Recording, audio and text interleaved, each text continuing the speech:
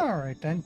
So, first of all, I'd like to apologize for not streaming on Tuesday. I actually had to go out to get some clothes for an interview. It turns out I would have made it back in time to stream anyway, but right as I was leaving the store, that's when the thunder started, so probably for the best I had already canceled by then. So because of that, I will probably be playing this game tonight and tomorrow when I usually use Friday for a free stream. Anyway, last time we played this, we finally found Jesse's brother. We found Dylan. He's got a head full of hiss and he's weird. We're going after the slide projector right now, which... it's the thing that hiss came from.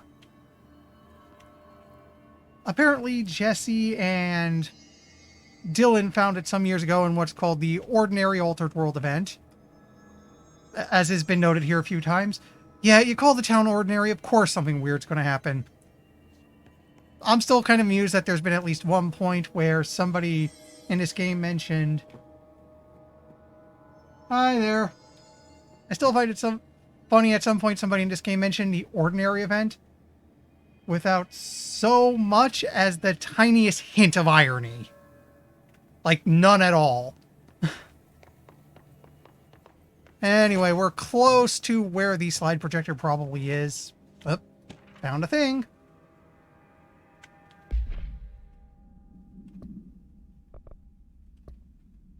Let's see, where are we? The second, Ordinary AWE Stage 1.B Dump, Witness Testimonies. The second slide we called the Meadow, but it was really just an empty lot with a bunch of weeds. There was a shack and a phone line. It smelled like flowers there. It was powerful, intoxicating. We had crazy dreams there. Must have been because of the smell. I didn't like it. Didn't like losing control. In the dreams, everything was melting, and then, when we'd come out, everything had melted around the projector. JF Therapy Session 2010. Neil was really into it. He found out he'd be coming there more and more on his own. Then Tom beat the secret out of Neil and found the projector. He and his goons took it. JF Therapy Session 2010. We thought Neil got lost inside the meadow when Tom changed the slide, but that's not what happened. DF. These are probably Jesse and Dylan Faden, to be honest. Interview in 2002, extrapolated information. Unconfirmed existence of additional slide, designated meadow. One thing we know about the projector is the slides seem to be acting as portals into other worlds. Two things came out of it. One is the hiss, which are currently infesting the Bureau of Control. The second is something called Polaris, which is dwelling in Jesse's head and to some extent may or may not actually be us. Let's see what they have on Ordinary.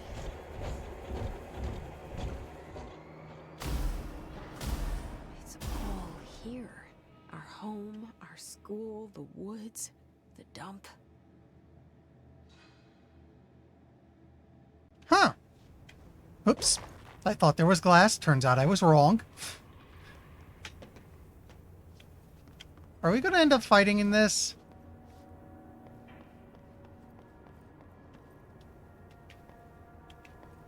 They made a model of the town.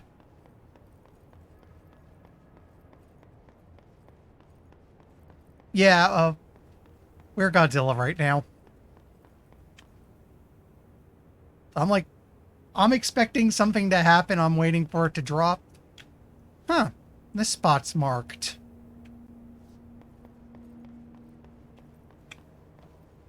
Come on. You'd think there'd be some hiss or something.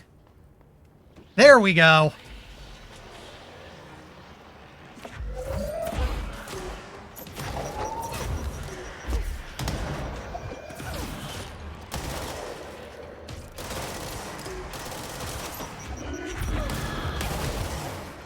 Whoa.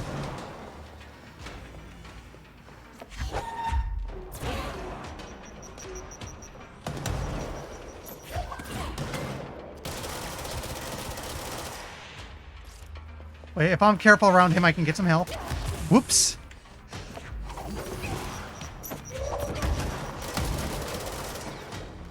Okay. I found the slide projector in the dump outside town. Did they recreate that too? Is that where they keep it? Hmm? Okay, that's just the wall going down. Uh, Human or infested? What are you... If you mean Dylan, they verified he's infested, but he's being different. There's a few more conversations with him. I plan to go back and do those once I'm done here. Oh, that guy, anything we're shooting at has been hiss infected. Unless it's the mold, which is something completely different that happens to be going on at the same time. Ooh. You mentioned a poem last time we talked. By Thomas Zane? Yes. Beyond the shadow you settle for, there's a miracle illuminated. I looked the poem up.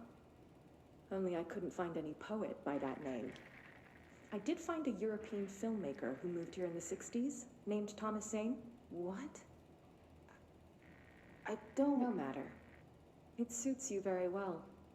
The poem. How you see things. Maybe you wrote it yourself? I didn't. No matter. You've said a few times that you feel like there's a piece of you missing. Can we talk about that? Okay. Yeah, it's this...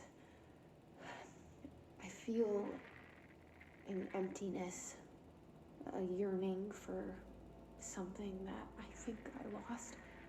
It's natural for you to feel that way. Your brother and your parents are dead. No! No. Dylan's not dead. And that's not even it. You're referring to the imaginary friend from your childhood? Polaris. She's come back. After a long time, she's calling me. In a dream I saw, she showed me things. Jesse. It felt more real than anything. As real as what happened in Ordinary. The industrial accident in your hometown? That you believe Polaris caused? No, it wasn't an accident. There was no industrial accident, and Polaris didn't cause it. She saved me and Dylan. Jesse. No! It was a cover-up. The government knows about it. There were agents there. Agents from... I don't know exactly. They took Dylan. I'll find them. I won't stop looking. Polaris wants me to go to New York. There's a building there. I have to leave soon. I have to be there at a very specific time. Something hugely important is going to happen. Jesse, you know we can't let you go until you're well. And that begins by understanding what's real and what's imagined. So, as I kind of figured out, she saw a psychiatrist, but it's very likely they were just a Bureau of Control agent. Also, about the oldest house, we've seen it a few times, but I never pointed it out. Let me see if we have it in, like a picture of it somewhere. Oh, let's just... Yeah, that's the thing we just listened to.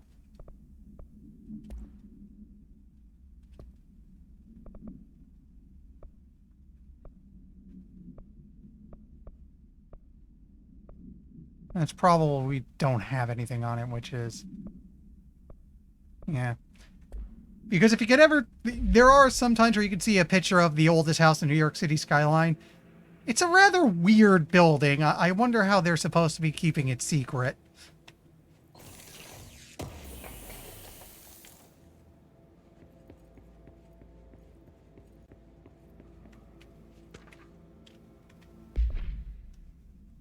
Found more. Ordinary AWE 24.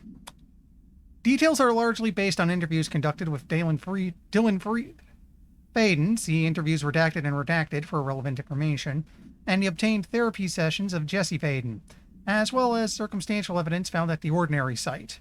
Note that accounts provided by all three sources contain conflicting data.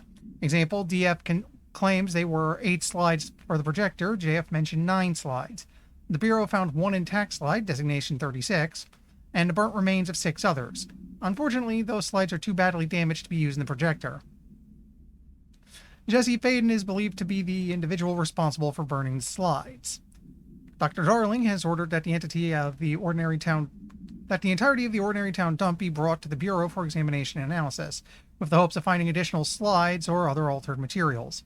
Due to limited space in the investigation sector, the AWE will be investigated in the containment sector.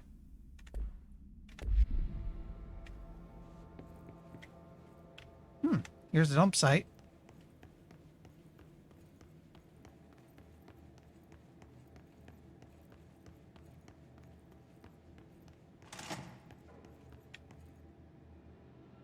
Yep, that's a dump. They moved the whole landfill here in the middle of New York, and nobody saw a thing.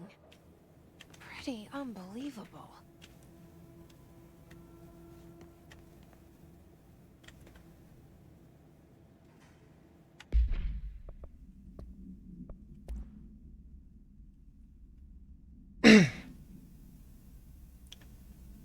Notice, by order of Dr. Darling, all work in the ordinary dump is to stop effective immediately. Resources will be allocated to the redacted department.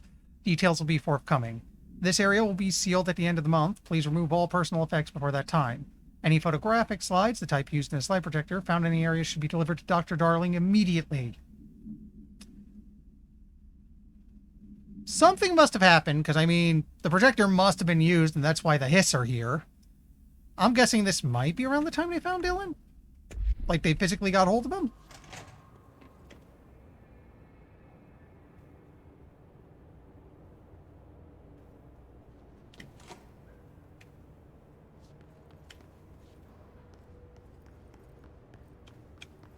Oh, here they come.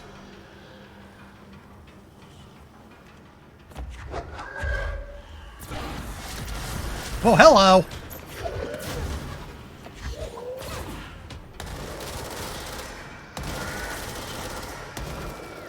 Give me a sec, I gotta clean this up before I can read chat.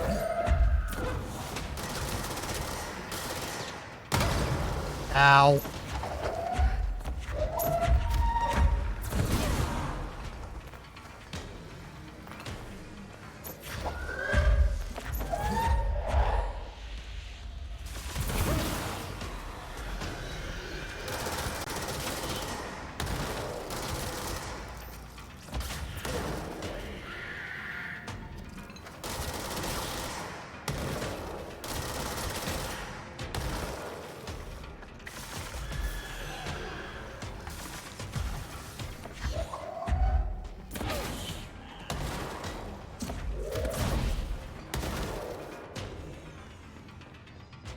There's more, yeah, where are... Oh, it's one of those damn things.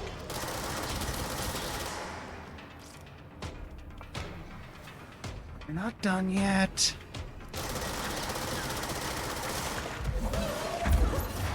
Actually, I wonder if I just... Nope.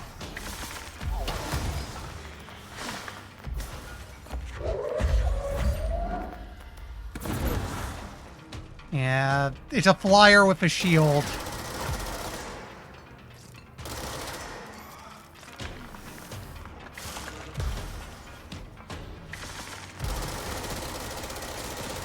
Oh, wait. Don't I have Pierce? Oh, wait, I'm using Charge, I think, which is about as good. Hold still for a sec, bud.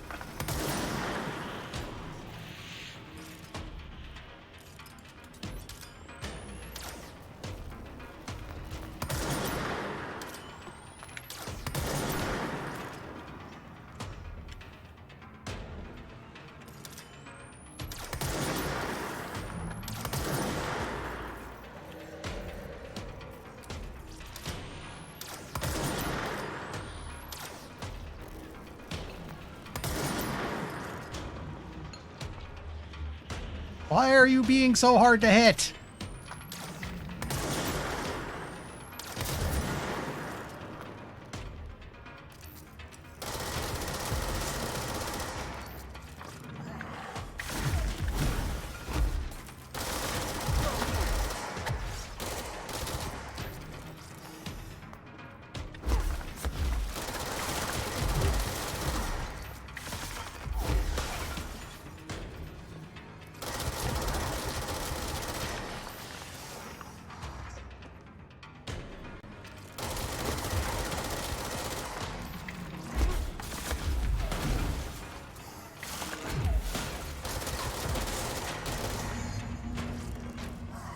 We should check that lab.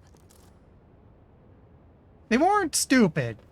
Maybe gone a little weird from working in the oldest house for such a long time. I mean, it was pretty obvious. It's pretty obvious this stuff needed to get under control ASAP because, yeah, the projector ended with the hiss showing up. Not cool.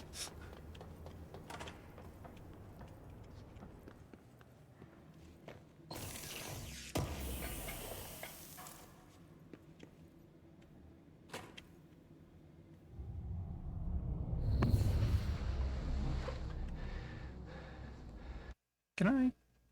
Oh no. I was going to quit this and put on multimedia, but it looks like I can't. Effective immediately. I'm setting up a new department. Dimensional research in the research sector. Transferring the slide projector there. That's where my focus will be now. The ordinary site remains as is. We'll be back to... Excuse me, water. I don't know when.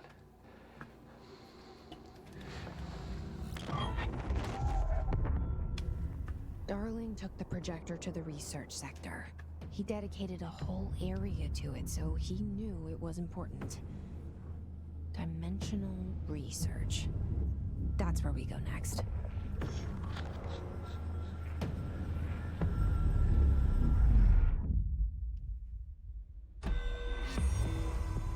So, bombing this place down. The oldest house is weird. It should be worth noting. For one, it's far bigger. It's far bigger on the inside than it is on the outside. Might be near infinite, really. There's multiple entry points into other dimensions, to say nothing of the items itself held within. Basically, I'm not sure you could bomb this place. And if you did, with all the crazy stuff inside, there's no telling what could happen. Theoretically, you could nuke this place and now it just becomes a new AWE and you have a ton more altered items running around.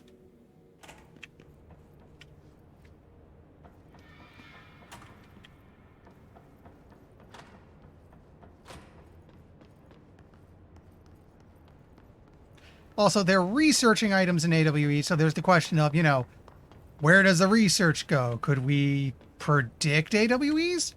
Stop them?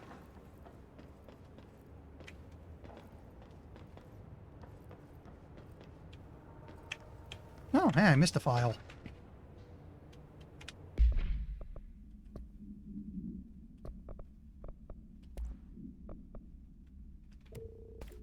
We're breaking down the lower tier stuff because I'm finding a lot better now. Okay, I could have put this on multimedia. Oh, we got stuff from the hotline. Let's do that first. Something from the board.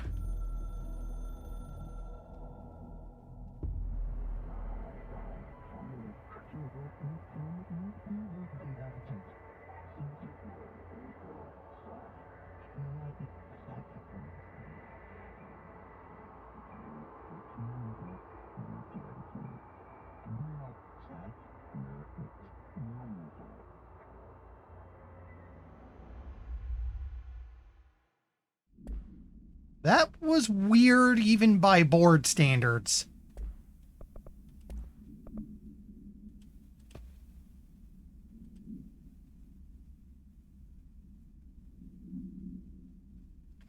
Oh, it is totally worth a playthrough if you have it. Actually, if I'm not mistaken, you have Humble Choice, right? Because that's how I got it. It was a game on it a couple months back. Anyway, the Wolf Globe, AI-72-PE. The item was found in the penthouse suite at Redacted Toronto, belonging to David Wolf, who was being investigated for illegally dealing in altered materials. See Case 13-HQ-37. Bureau agents raided his penthouse and found numerous paranatural belongings, including Redacted, and this item. Mr. Wolf was arrested. Article from the Toronto Daily. So why would a 36-year-old Bay Street investment trader, filthy rich, married to a model, disappear overnight? That's the question that's kept Toronto high society up at night this past week.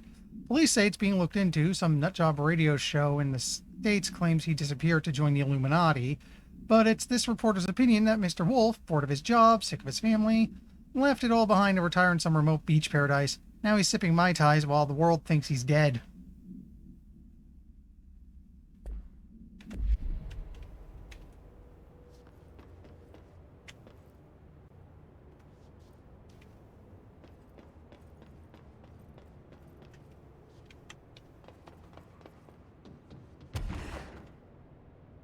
Oh, whoops.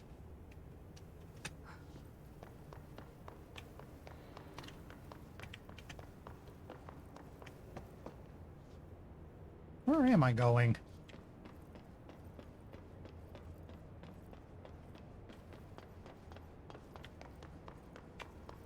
It was down a floor or so. I gotta get out of here, back to a control point.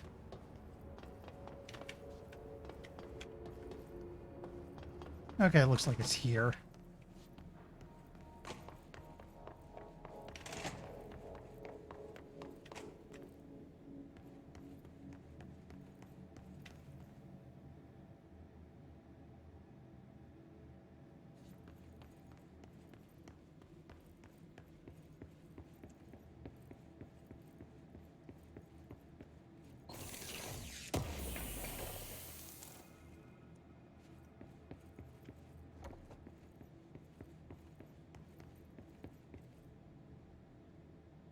What about my narration? No, wait, we saw that already.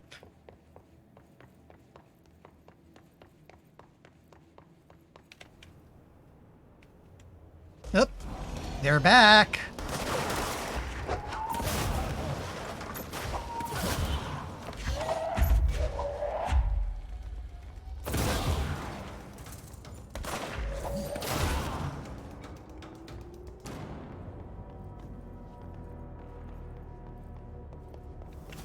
Ah.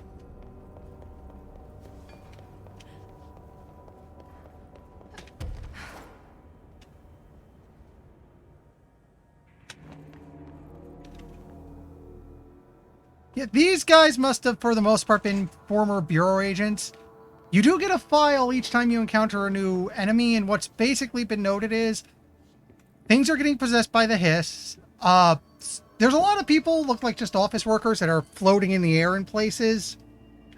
But they have, like, soldiers in the lake that have been taken over, and despite the hiss taking over, they can still use their guns and stuff. They've been trying to kill us for a while now. Oh. Ability points. I want more health.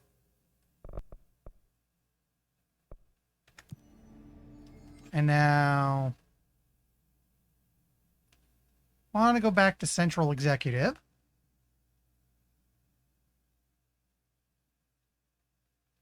We're going to talk to Dylan a bit more. Oh, and this loading screen, the weird swirling thing, that's Polaris. Or at least what Polaris has been showing herself as. I don't actually know the details. The sad thing is, it took me a couple streams to realize that was the case.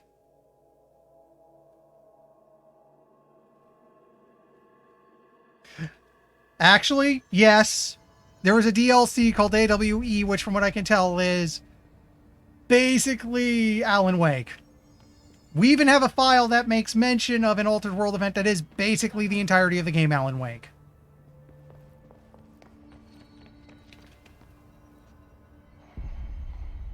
Well, sector elevator, but first I want to...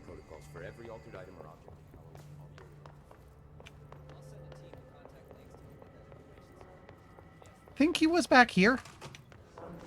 Whoop, nope. But yeah, see what I mean about floaters? Also, that droning sound you're hearing is, that's what the hiss sounds like. We've only ever got a good listen to what they're saying. It seems to be random gibberish. Yes, there are some people, they all have these vests on. Weird thing happened. Dr. Darling seemed to have figured out the hiss were coming a couple months before it hit. He started making these vests and handing them out to everyone. Like the filth. Oh, you remember the secret world. If it's not for the fact that MMOs are such huge undertakings, I would be half tempted to stream that. Because it's pretty wild. Also, what else? Good to have you back. A lot of people have found it. Can I find one? There should be one near here. Why haven't we dissected that freak? Here we are. We've been finding people in these shelters. The stuff they're made out of is called black rock. It's basically It's a rock that's anti-weird crap is the simplest way to put it. It stops paranatural activity. What's the word, Faden? Remember, we got this. We've lost employees before, but this is I think they kept him in the director's. Yeah, okay. This is why scientists shouldn't make the calls. This. Where were you? Oh, yeah. One of the altered items seems to be a constantly replicating post-it note. Either that or someone's doing an elaborate prank.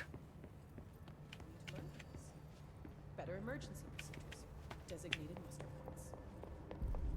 Oh, wait. There we go. That door is guarded. He's probably up there. Hi, Dylan.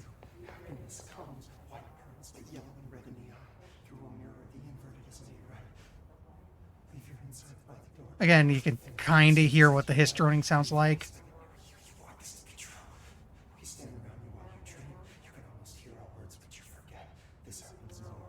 Let's talk. Maybe I'm just here to punish myself. Any new dreams you'd like to share, Dylan? I'm glad you asked, sister. This dream, like all dreams now, felt very real. Like reality. And reality now feels like a dream. Maybe it's all a dream. Maybe it's all real. Dream where my brother endlessly tells me about his dreams. I was in a dark place, and there was a dark man there. His name was Mr. Door, and he told me that there are many worlds, side by side, on top of each other, some inside of others. In one world, there was a writer who wrote a story about a cop. In another world, the cop was real. Door said he himself was in all of them at the same time, endlessly shifting between them. I asked him how I could reach these worlds. I wanted to bring the hiss there. But he didn't want to help me. He didn't like the idea. What did he know? I'm not wild about the idea myself. Again, the hiss has Dylan, but he's weird. He's still kind of partially here, sort of.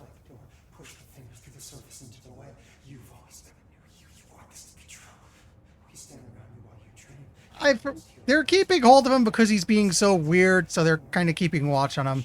He actually willingly put himself into containment. Let's listen a little more. Here we go again. Once more with feeling. Let me guess. You want to tell me about your dream? Yes.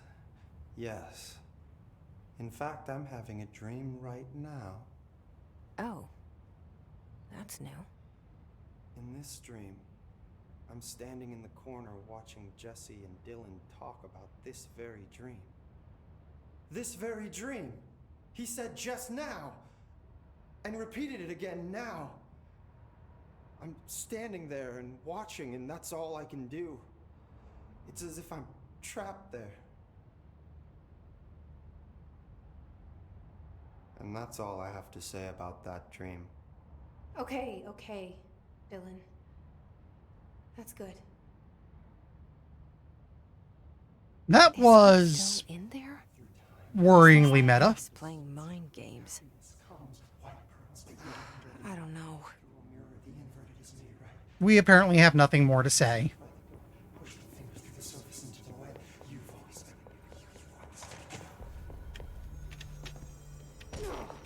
Whoops. Okay, gotta go to sector elevator now. Good luck out there. Darkness engulfed the elevator. There was something there, reaching for her, trying to make her act. It was a distress call.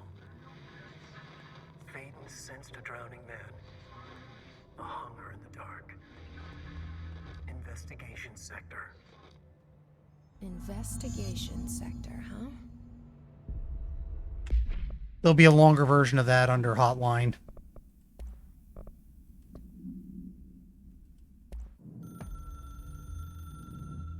Darkness engulfed the elevator. Wait, what? There was something there. A presence. Jesse Faden could hear it. A call. It was faint, reaching for her from a dark place. Faden was sensitive to visitations. She had them all the time. From her guiding star and the previous director. She was the perfect receiver. As if she'd been made for this. Faden paused to feel it. The force at play here. It was changing things around her, subtle, trying to make her act. Faden didn't like that. Her guide felt it too. Polaris didn't flare up in defense as with the hiss. So it wasn't all bad. Not a hostile transmission. It was powerful, but it was coming from far away. And made weak because of the distance. It was a distress call. Faden sensed a drowning man. A man desperate to escape. She sensed something else, too. A hunger in the dark. Not unlike the hostile resonance. Waiting. She knew that desperate acts can have grim consequences. It was this, more than the man's despair, that made her follow the call. The elevator lights winked back on. The darkness receded like a memory. There was a new button on the elevator control panel. Investigation sector. Faden pressed the button. The elevator doors slid shut with practiced bravado.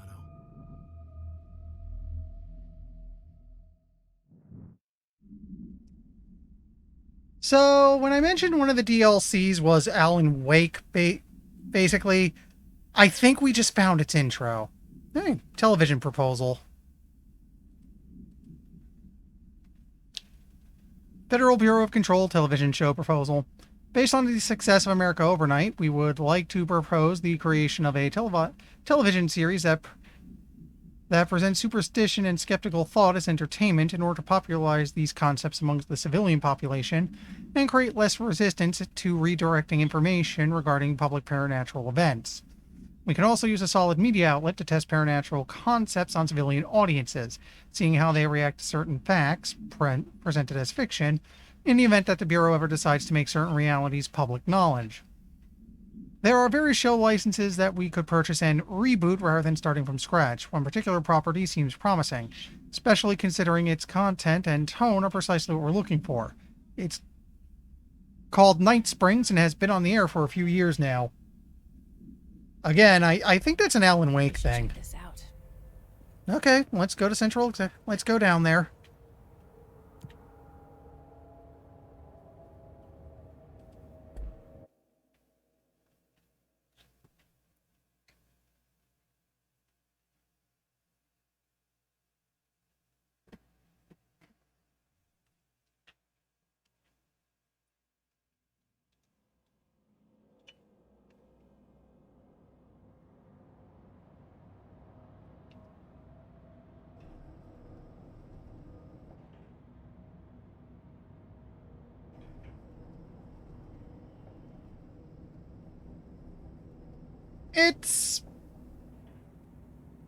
Well, I mean, it's probably less messed up than the SCP because, the SCP has D-class personnel where this doesn't seem to. Whoa. But they're working in a building that may or may not be alive and keep shifting around. It's more than a little weird in here, and we've seen they do some really skeevy stuff, like Jesse's therapist. We have a couple tapes of her talking, of the two talking, seemed more interested in just grilling her for info than actually providing any sort of help. Anyone here? Guess not. I'll also note while we're here, we did find the other DLC called The Foundation. I'm not sure I'm going to go back to that because it's basically just a horde shooter mode from what I've seen.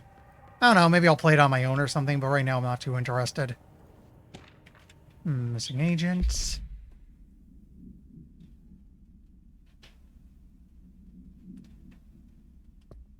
But one of the first things we established on this is very, very SCP Foundation. Okay, we have missing agents. Mr. Kirkland, here are the latest agents confirmed missing, presumed dead from the containment breach yesterday. Agent Jonathan Connor, researcher Isaac Cruz, Agent Caroline Dempsey, Lindsay Malcolm, Charles Murray, and Derek Shaw. Letters of condolence will be delivered to you to sign prior to sending them to their families. You will be updated as soon as additional confirmations are made. Also, per your request, a network engineer checked how many cases were backed up digitally.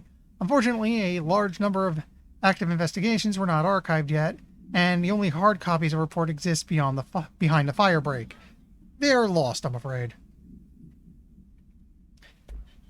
Yeah, they're less cackling evil. Seems They're, a lot more crowded than the rest of the Bureau. they're not good per se, but not as terrible as the SCP. To be fair, with how crazy the SCP gets, it's maybe not a high bar. Oh, hey, we got more stuff.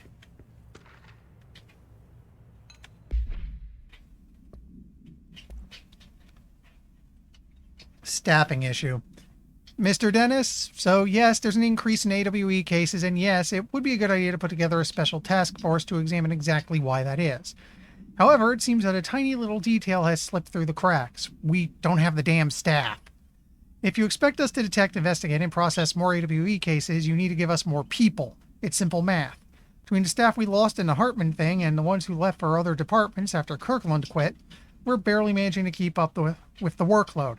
Hell, just filing the paperwork for all the altered items we left behind in the sector has been an ordeal. Another thing, and this is going to sound paradoxical, but we have an overcrowding situation. This lobby isn't meant to accommodate a whole sector's worth of staff. We put forward a motion to move investigations to a more suitable location months ago. It better not still be sitting on your desk. The people are getting restless, and as Kirkland's interim replacement, it's your job to handle it. Best regards, Agent Grayson.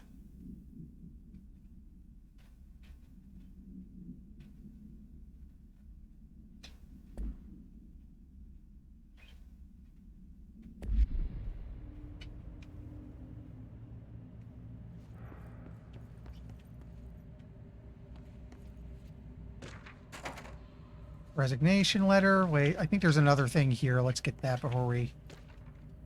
A tractor? Why is there a tractor supplement? Burrow Tractor, AI82-KE. Miscommunication led to a local coroner examining the body of William Burrow. Burrow, William, male, Caucasian. Case summary. 33-year-old man found dead on his property per police report. Remains obtained from coroner's office are also include blood, urine, bile, stomach contents, and bone fragments. Autopsy finding. Blunt force injuries to the head, lacerations on the left ear and cheek, blunt force injuries on the extremities, dislocation of the right knee, complete avulsion of the right upper extremity with associated fracture of the proximal right humerus, extended trauma, abdominal region, complete avulsion of multiple organs, including stomach, heart, liver, pancreas, kidneys, and portions of the large and small intestine, all missing from scene. Conclusion: it is my opinion that Mr. Burrow's death is not the result of a mechanical accident as claimed by authorities. The removal of organs is consistent with animal attack. Resignation letter. Redacted of redacted 2019, to whom it may concern. It was with great anger and regret that I tender my resignation as head of investigations for the Federal Bureau of Control. I do this in protest of rampant disregard for my department's redacted. My staff cannot continue to work in these conditions. Previous requests and warnings have fallen on deaf ears, so I must now rely on my actions to speak louder than my words ever could. I blame the situation on our redacted, who has routinely ignored my request for assistance in reclaiming the parts of the investigation sector lost to redacted loose inside. I'll never forget the screams of the brave agents begging for us to open that firebreak. That might have been the firebreak then. I will carry that shame for the rest of my days. The redacted has failed his agents. I shall never forgive him for that. I mean the director. Sincerely, William Kirkland.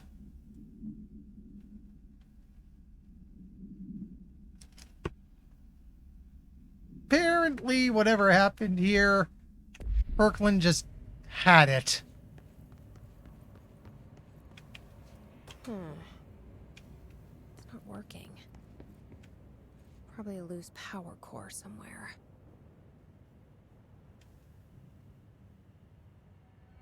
So it's dark, and if you've ever played Alan Wake, you know why that's an incredibly worrying thing.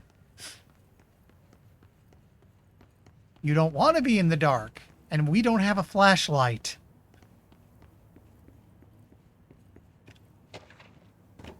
I see a couple. Director investigation. Trench official warning.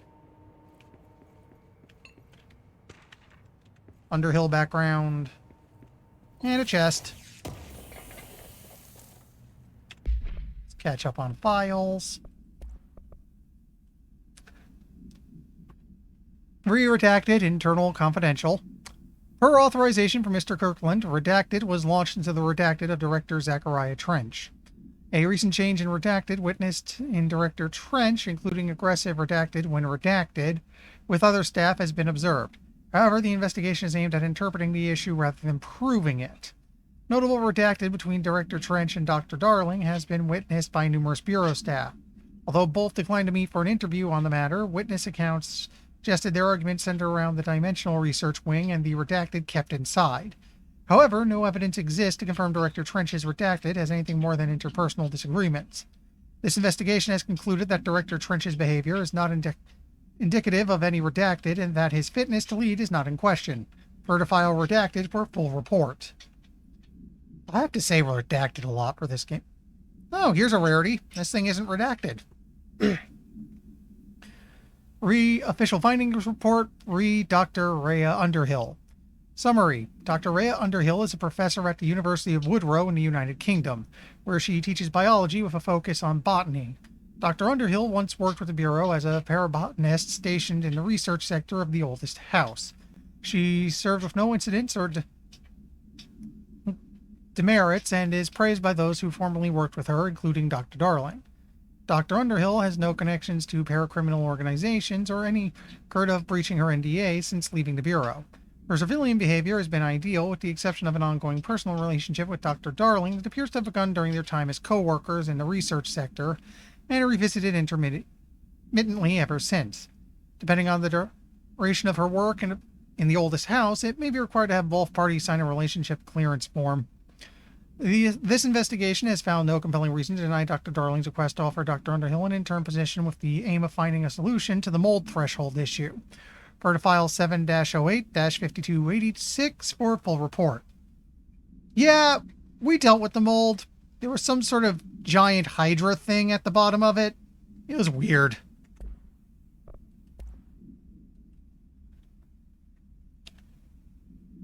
Kirkland, I am growing tired of your blatant attempts to lay your incompetence at my doorstep.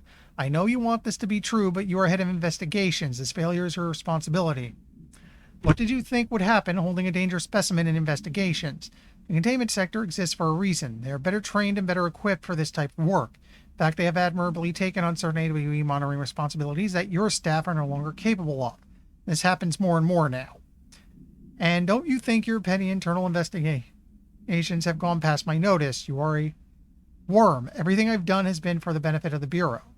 I'm candidate program only failed because of Darling. You are both failures plotting against me. You are traitors, but the truth will emerge out of you. You are choosing to become my enemy, Kirkland. You don't want to be. Zachariah Trench, Director of the Federal Bureau of Control. Excuse me a moment.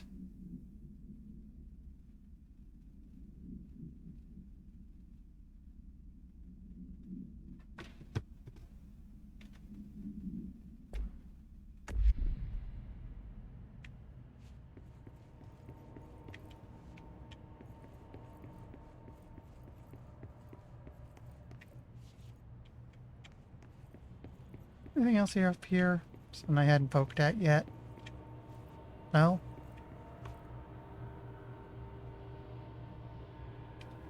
I think Zach was the previous director. We took his job after he walked into his office and picked up this gun that may or may not also be Excalibur. He apparently committed suicide with it. Also, we're only able to pick up the gun because the gun is cool with it. If the gun wasn't cool with it, I don't know the details, but we'd be very dead right now.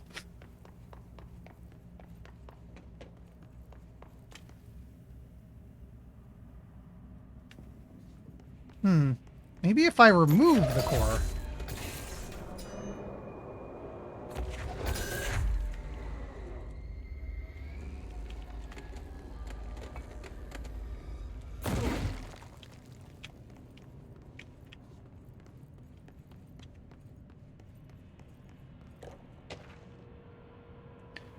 Cauldron Lake update. This is, yeah, that would be Alan Wake.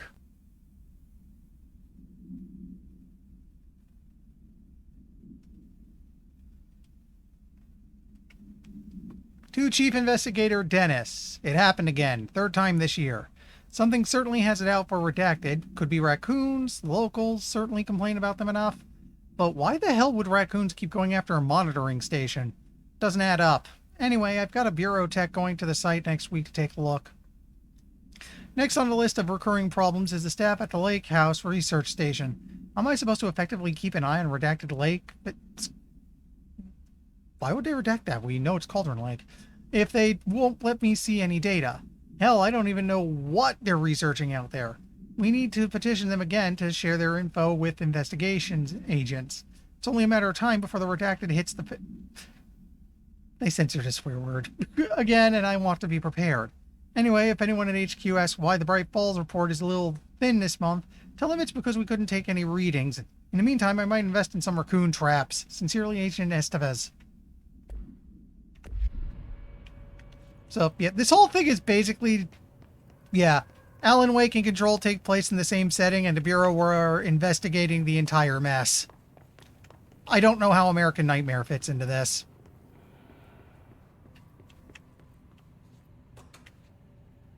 Nope.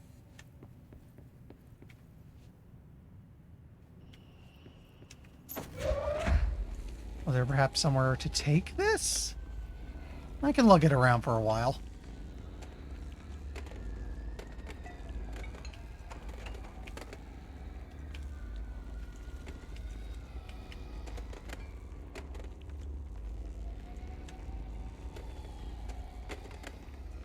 Unfortunately, we don't have a flashlight. The gun did not warn us about picking it up, though we did get this interesting shot of us holding it to our head while being told to bind it. That's not what I meant to do. Where'd it go? There you are.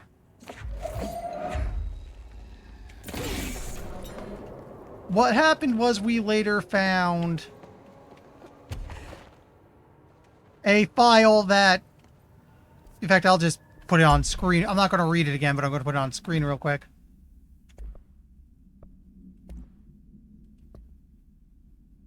Not his agents. Not...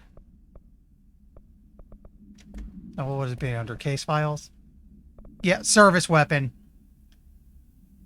Where it noted that this object will determine whether redacted. If rejected, the applicant is terminated. Basically, like I said, we can hold the service weapon because the service weapon is cool with us doing so. If it wasn't, this would be a very short game.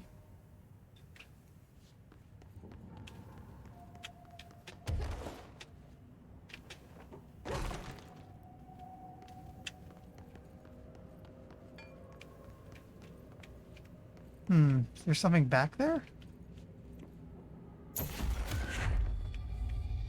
That's not what I meant to do. Clearly need to get through here. Not what I meant to do.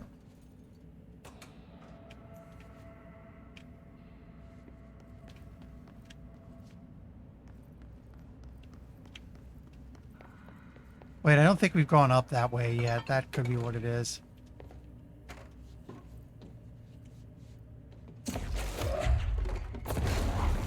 There we go.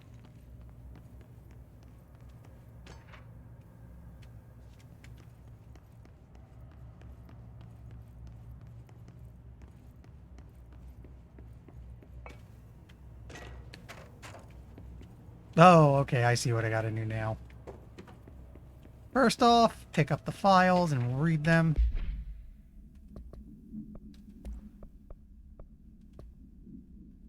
Ethics investigation. Official finding reports, read the Prime Candidate Program, internal confidential.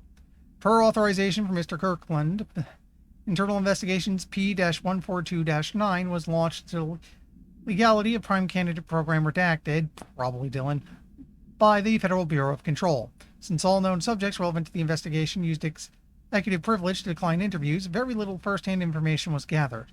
However, anonymous sources and documentations declassified by Mr. Kirkland both paint an alarmingly clear picture of systemic redacted and redacted. Redacted were brought into the oldest house, again probably Dylan, and placed under redacted examination and testing with the aim of appointing one as director upon maturity.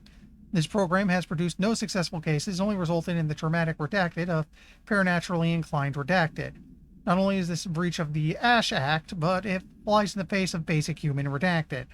The investigation team unequivocally redacted the prime candidate program and recommends that it be redacted immediately. Probably halted. Refer to file 9-82-0136 for the full report. Oh, wait, we're not done yet. Keystone inspection. Mr. Kirkland, we stopped at Keystone on our way to the target AWE, like you asked. I'm sending my report directly to you to try and keep a lid on this Grumman Morales dissertation issue. We didn't find any sign of them here. Given their records, it is possible they've switched teams like you suspected. But I don't think that's the case. An event definitely occurred here in Keystone, and I think Grumman and Morales got caught up in it. The entire population has vanished into thin air. Reminds me of the ordinary case, but that was just the adults if I'm remembering the file correctly. This is different. I think our guys are casualties, not traitors. If it was an AWE, it seems to be over. We walked through the whole town, and the only strange thing we noticed were markings on various buildings, 2 overlapping circles with a dot in the shared space. Could be unrelated. I'll show you the picture when I get back. In the meantime, you should send a team out here to cordon this place off, and maybe get the comms guy working on a cover story. Sincerely, Agent Keenum. Yeah, human decency. Bureau Tractor, AI82-KE. Containment procedure. Item is not in Bureau custody. None known. A description/altered effect. A Frank Elk tractor, olive green. Dried blood on the grill when last seen. Item is capable of vocalized responses or growls and unmanned locomotion. Considered highly aggressive and dangerous. Background. The item first came to the Bureau's attention after the death of William Burrow, owner of Burrow's farm outside of Trenton, Texas. Local authorities arrived on scene after an employee found the mutilated body of Mr. Burrow beneath his tractor. Police arrived but were immediately driven away by the tractor. Panic calls to federal authorities were intercepted by Bureau communication staff. A team was dispatched. Upon arrival, the agents approached the item and responded by growling like a bear. 3 agents were injured when they tried to detain the item, which escaped. Aerial searches for the item are ongoing. Speaking to Mrs. Burrows only revealed that she had a domestic altercation with Mr. Burrows earlier the night of the incident. Where these events are connected is currently unknown.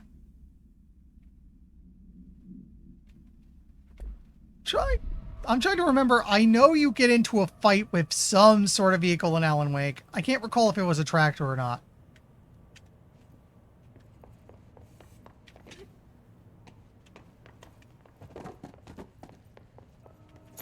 You're with me.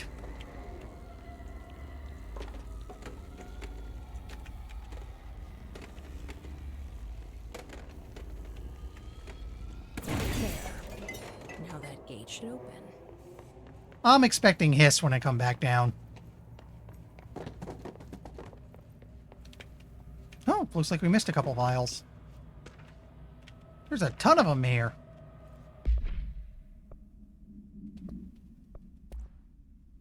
Darling investigation. Per authorization of Mr. Kirkland, Internal Investigations D-084-5 was launched into the ethical practices of Dr. Casper Darling, head of research. Despite the accounts of anonymous redacted regarding inhumane treatment of a redacted, probably a kid, probably Dylan, currently housed in the Bureau, our official findings regarding this were inconclusive. Numerous obstacles arose during this investigation. The majority of redacted sector personnel seem to be wholly unaware of any such redacted contained there. Again, the kids. One redacted confirmed the redacted's code name to be redacted, but all files pertaining to that name were inaccessible. Being classified under the highest clearance level, investigators were similarly blocked from entering the redacted research wing to interview its staff. The matter was possibly the Panopticon? The matter was further complicated by the lack of clarity on whether non-human paranatural entities warrant humane treatment. While this investigation cannot address any charges against Dr. Darling, we do recommend an investigation into redacted research. Refer to file 9-82-0136 for full report. Like I said, nuking this place is probably a bad idea because God knows what all the weird crap will do. To say nothing of if it could do anything to a house that might be infinitely large and will just shift the walls back into place. Mr. Dennis, a request came through recently from an FBI agent asking for all of our files on Bright Falls, specifically on the disappearance of the author Alan Wake. Per the Interagency Information Exchange Agreement, I had some paper pushers gather up for a folder of all the pre-approved files. Don't worry, all the inappropriate material is either missing or redacted. But I'm writing to let you know that we received a request from a special agent named Alex Casey. Sounds familiar, right? That's because Alan Casey is the name of the fictional detective in those hard-boiled crime books Alan Wake wrote. Pretty interesting that FBI agent sharing a name with the most famous character Wake wrote is looking into the case dealing with the writer's fiction coming true. I think this is worth looking into, but what's your opinion? Just give the word and I'll start surveillance on this guy. Special Investigator Gleason. Yeah, a big part of Alan Wake was the story existed inside itself, and it was like coming true and stuff. Remedy seems to have a thing for weird metafiction. And at some point, I really should stream Alan Wake.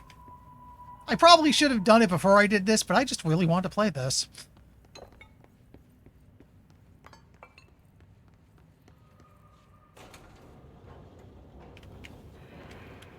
Let's not go through the detector. They don't seem to do anything, but I'm still worried. Oh, found a control point.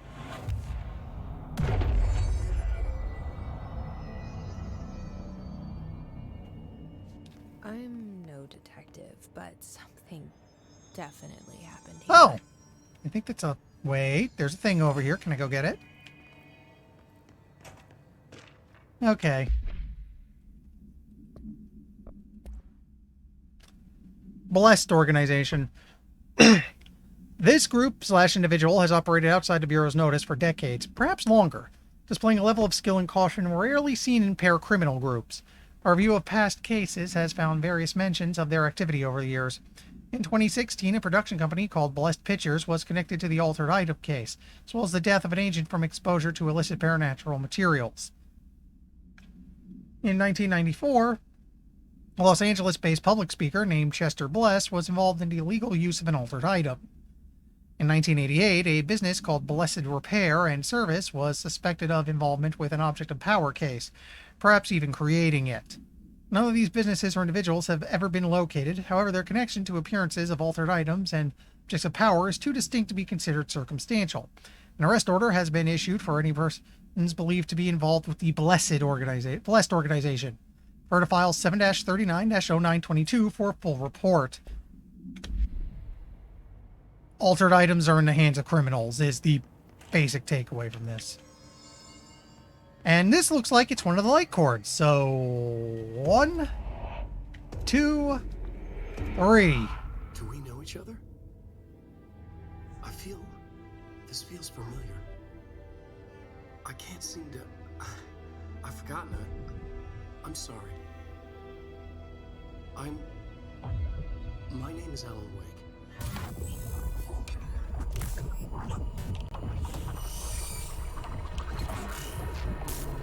Who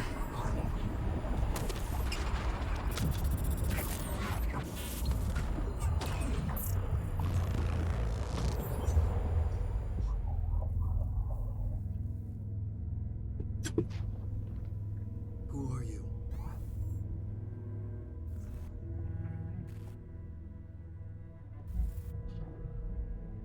Who are you? Do I know you? I'm your friend Tom. Tom Zane. There's nothing to worry about. Tom. The poet.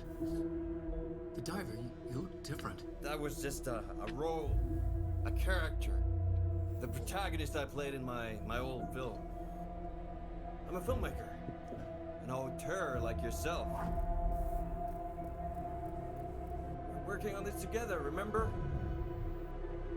An artistic collaboration.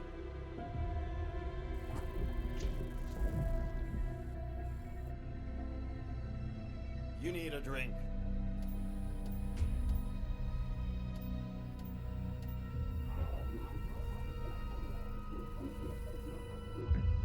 Yippish.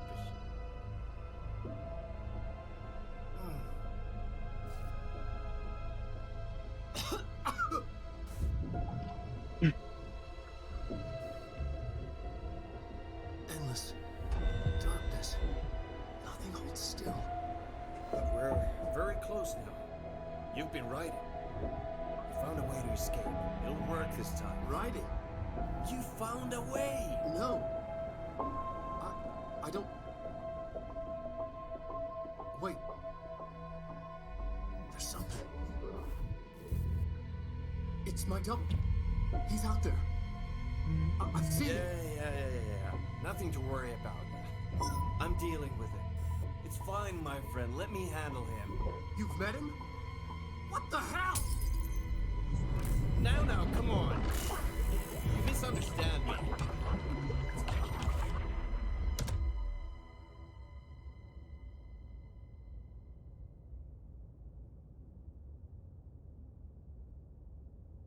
That was the Alan Wake? The famous writer? He disappeared years ago. It was all over the news back then. And Thomas Zane was with him. The poet. No, wait. He was a filmmaker. I always remember that wrong.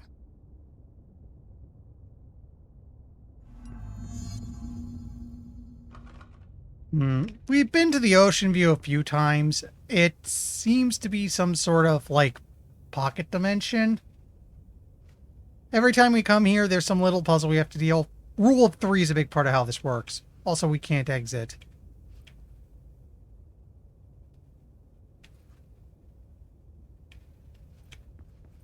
And we can ring the bell, but that never does anything. That was a little different. Oh, right, the bell opens doors.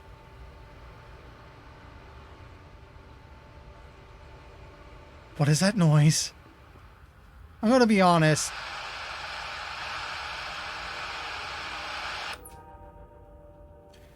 The ocean view is weird, but relatively benign. As long as you don't poke at it too hard, it seems content to just leave you alone. This is the first time it's being actively unsettling. Well, second, there was that incident with the blood under the door. I don't know what that was about.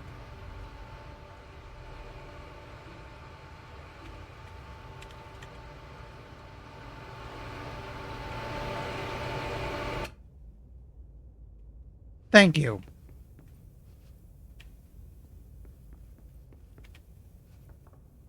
Yeah, there's the radio, but I can't turn it on. So it's 3. There's probably one more thing I have to go turn off. Would it be this? No. That'd probably just take me back.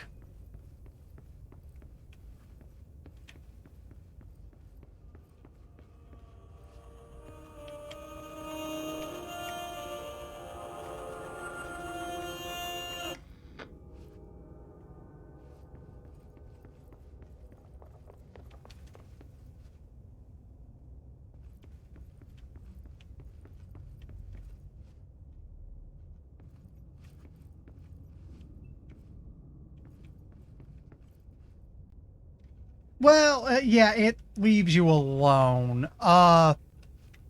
Coincidentally, the previous director would sometimes go here when he needed a break. The only real...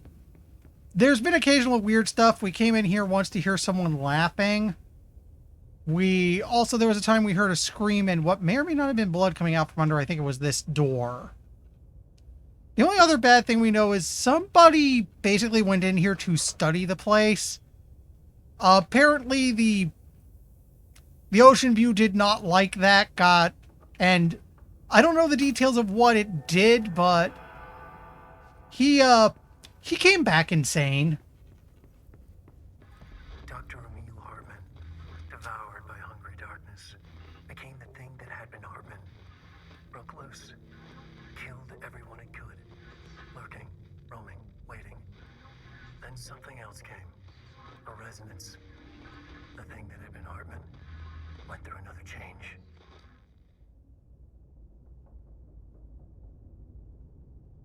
But anyway, it's like I said, as far as I can tell, so long as you don't prod it too much, as far as AWEs and the like are concerned, or whatever this place is, this one's pretty harmless. Weird, but pretty harmless so long as you don't go asking for it. Dr. Emil Hartman was desperate. The Federal Bureau of Control had stolen his life's work. This was his last chance, his final experiment. What he'd been too scared to do before. Hartman dove into the lake, was taken, devoured by hungry darkness, became the thing that had been Hartman.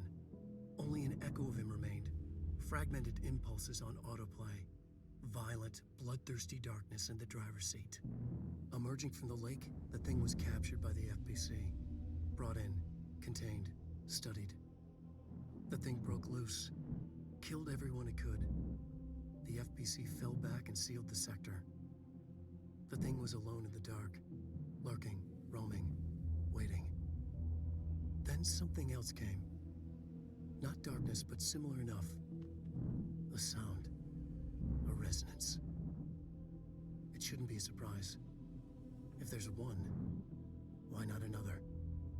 The darkness inside the thing could have been immune, could have resisted, fought, could have been passed by, passed through with no effect. But it didn't, and it wasn't. Maybe it had grown weaker over time, not aged. It was timeless, but weaker with no link to its source. A metamorphosis followed. The thing that had been Hartman went through another change.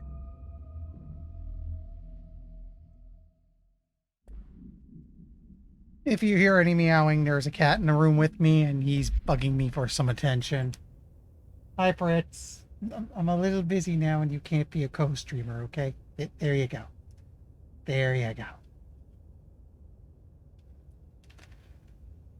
Okay, we got the keys. Oh, don't jump up, please. Don't jump up.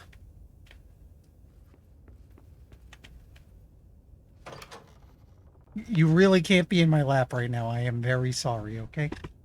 Come on. Careful, you almost got stuck in my chair. Okay. Again, rule 3, so we have to pull this 3 times.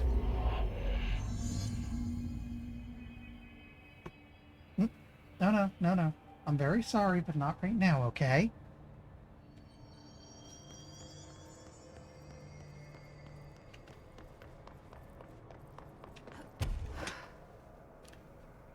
We can fly, by the way.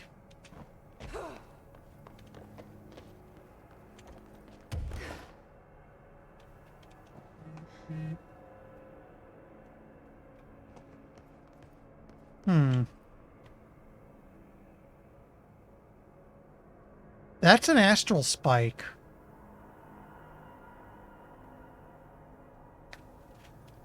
I wonder... No, Fritz. I wonder, this is kind of a bad idea.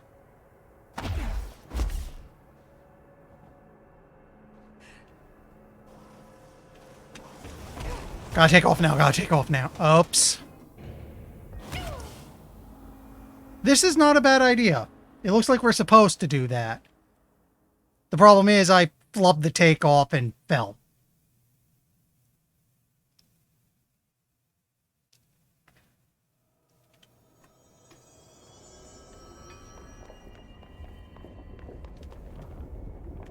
No, don't.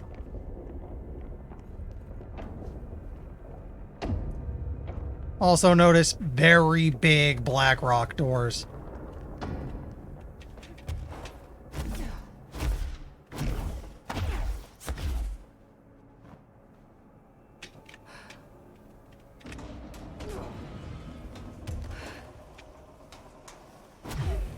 Okay, looks like we can go here. I guess we want to go to the yellow side?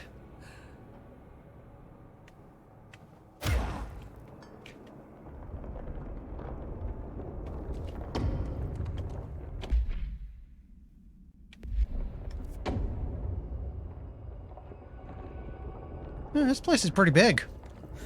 Creepy, damp, and abandoned. Why did Wake want me to come here?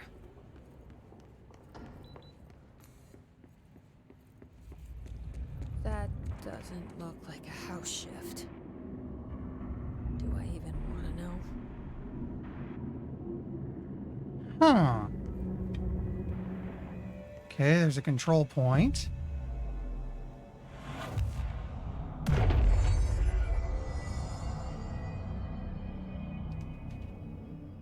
That's kind of interesting. You see how messed up the walls are? Usually that stops whenever we cleanse a control point.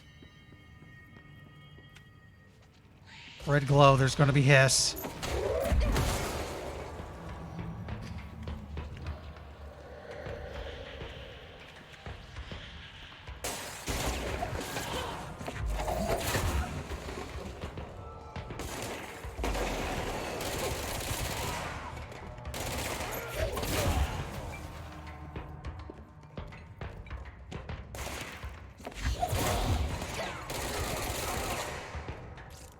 I keep forgetting I have to, look into crafting. I might be able to do some upgrades.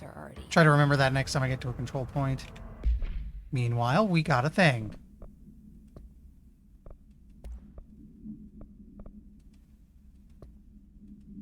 Hartman arrest. Vendor names, Hartman Emil.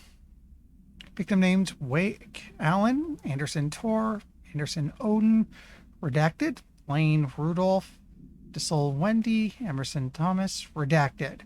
Officer names, Dennis, Special Agent Remy. Charges, Code 4, kidnapping of altered individuals. Code 8, sanctions against altered organizations. Code 37, obstruction of Bureau investigations.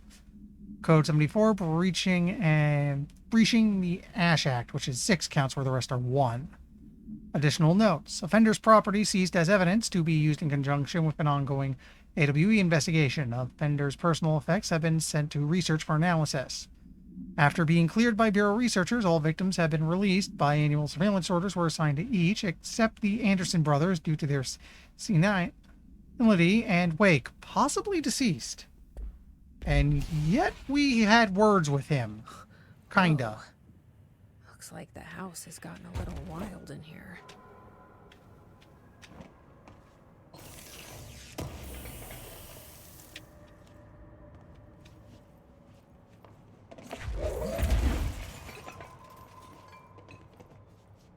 Doesn't seem we can go any further.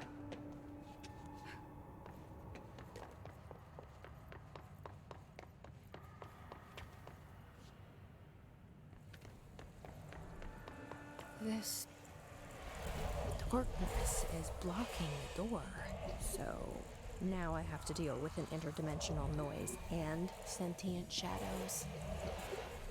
I wonder what the Bureau of Control counts the darkness as. Is this a threshold or...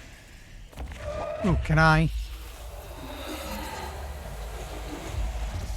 Light burns it away, huh? Makes sense.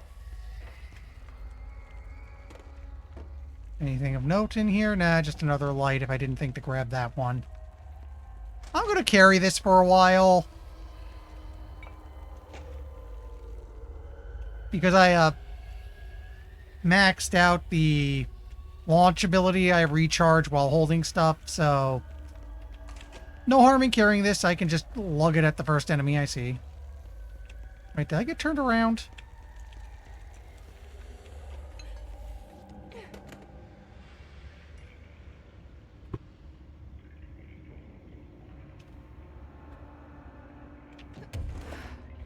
Here we go.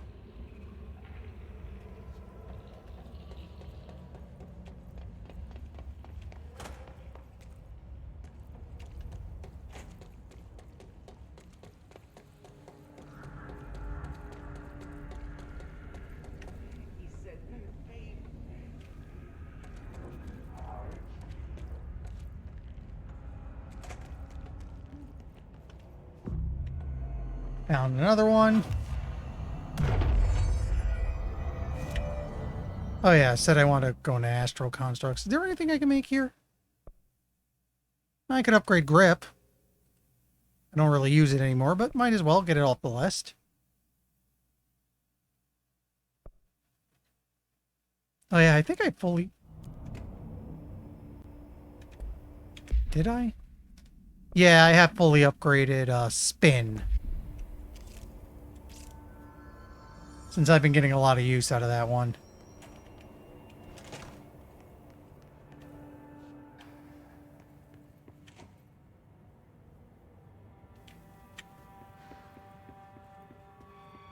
Okay, found the op center. The third thing. The sound made darker, the darkness made louder. Hartman was stretched, like a worm through time. The third thing was a monster. Now he crashed out of darkness toward Faden. Again, those always result in something put into hotline. The resonance carves its way through the thing that had been Hartman, vibrating, remolding. The sound changes the darkness, and the darkness changes the sound. They both changed what remained of Hartman. They all turned into something else. A third thing. The sound made darker. The darkness made louder. Hartman was stretched. Stretched as anyone when seen from out of time, like a worm through time. Almost an Ouroboros, a spiral, a maelstrom. The gravity well of a black hole, twisting inward, tightening, taking you deeper and deeper to the bottom, the heart, and through to the other side. The third thing said, when you hear this, you will know you're in new you. He said, we build you till nothing remains. He said, under the conceptual reality, behind this reality, you must want these ways to drag you away. He said, baby, baby, baby, yeah, orange peel. The third thing was a monster. He'd tear apart any ordinary person crossing his path. Now he crashed out of darkness toward Faden. There was nothing ordinary about Faden.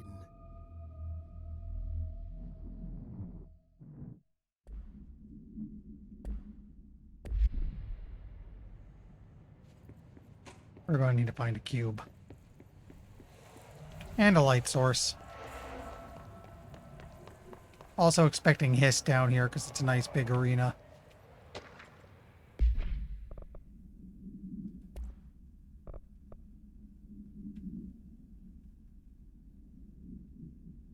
If you're getting enough 4 and 5 stuff, we should start breaking down level 3s.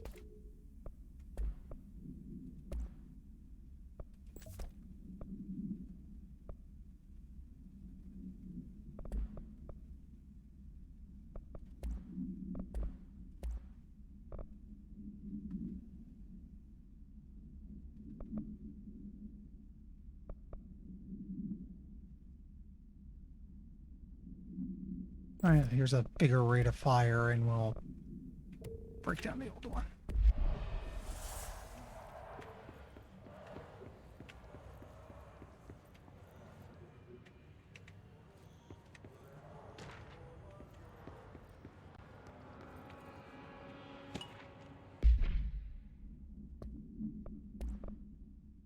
Black market. Black market hub specializing in the trade of occult talismans, relics, and other sort of ceremonial objects, genuine, altered, and paranatural materials, was raided in redacted Czech Republic by a team of special investigators. Unsuccessful attempts by suspects to escape using altered items resulted in numerous casualties and prevented the Bureau from questioning all participants. The following interrogations revealed that not only was there a vast network of these retailers, but that they seem to be gathering information on altered items and other paranatural materials from sources unknown to the Bureau. The Bureau's concern here is threefold.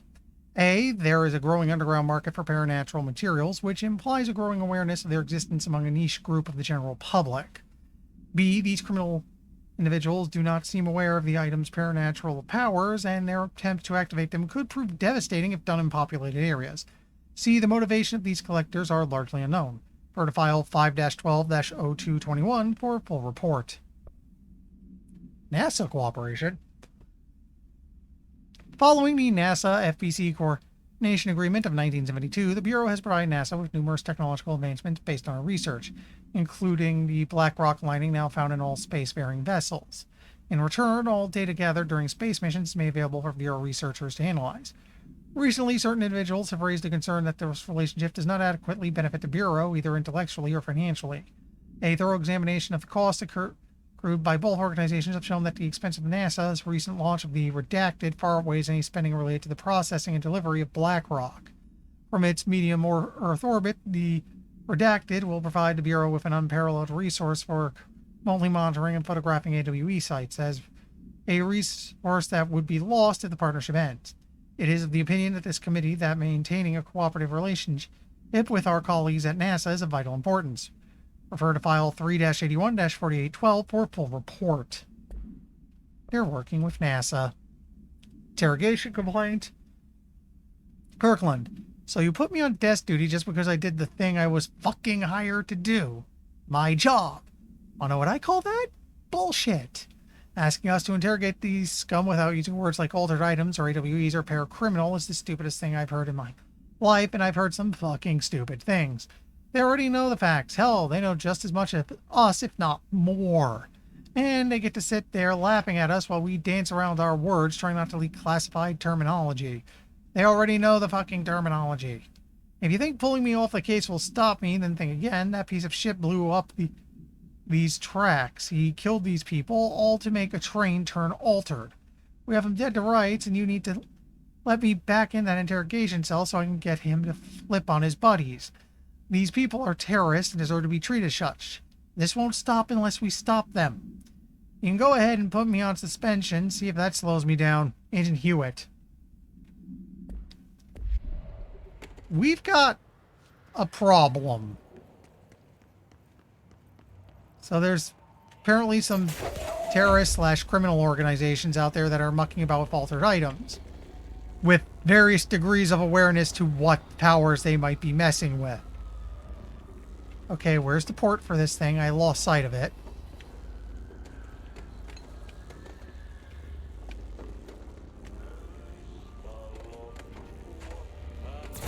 Park for a moment. I need to grab some stuff. Darkness everywhere. New day, same old bloody system. Like tar but good for nothing. Get rid of it. Ati wants us to... Oh god, not mold again. I hate fighting that stuff.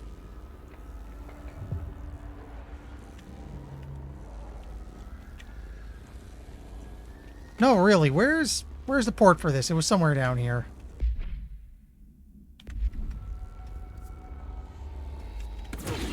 Oops, not what I meant to do.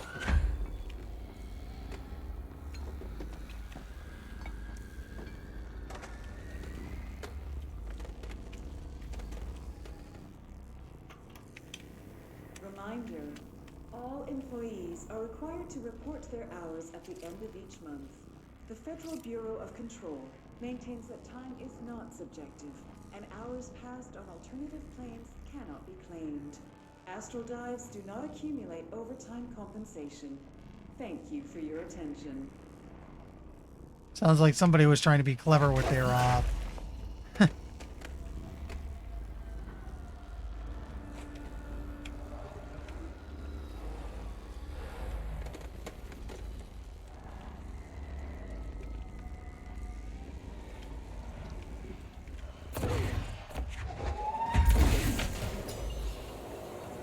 And with that bright light, we've burned the darkness off.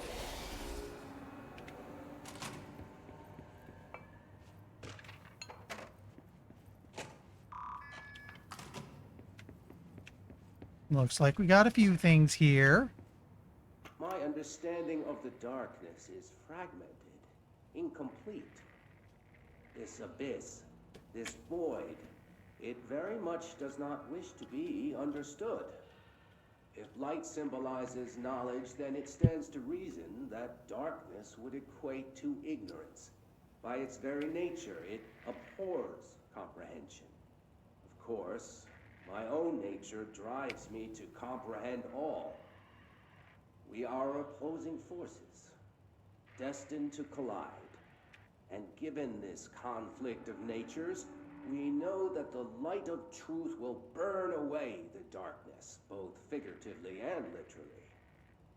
Any significant light source can be used as protection, even weaponry against this metaphysical gloom. And then there are the artists. I know for a fact that Tom, Wake, the Anderson brothers, and Lane all had some involvement with the darkness. The question is whether their uncanny ability to affect reality through their art beckons the darkness, or did their work perhaps even create it? With Wake now secure in my lodge, I expect I shall grow closer to learning the answers to these questions. Assuming he cooperates, which is proving quite the challenge. Well, perseverance is the foundation of knowledge. Speaking of, I must be off on my rounds. The Shadow. Paranatural entity A-010, aka the Shadow, is an aggressive redacted consisting of 3 known types. Type A, localized manifestation of sentient redacted, capable of occupying organic and inorganic material, as well as exerting redacted over its surroundings. Type B, shaded individuals, human bodies redacted by the Shadow. These individuals become notably more aggressive, but do seem to retain redacted of their previous selves. Probably memories. Research is ongoing as to whether this condition is reversible. Type C, shaded objects. Similar to Type B, except that inanimate objects are redacted solely to be used as destructive tools. Each type seems to work towards a shared goal, possibly targeting certain individuals, see AWE 35, which may imply a shared link to a redacted intelligence. The threat this entity possesses warrants immediate exploration of offensive-defensive measures. The investigation sector is being outfitted with additional lighting sources, some internally powered, to prepare for the eventuality of a redacted. Refer to file 6-34-1923 for a full report. These sound like enemy types from Alan Wake. I remember taken objects were a thing. Eagle Limited summary. A train derailment resulting in 62 casualties and numerous injuries was suspected to have been the work of a paracriminal group known as Redacted, possibly Blessed. As a result of this event, the agents discovered that one of the cars had become altered with a persistent auditory event. It remains to be determined whether the AWE was spontaneous or the direct result of the sabotage.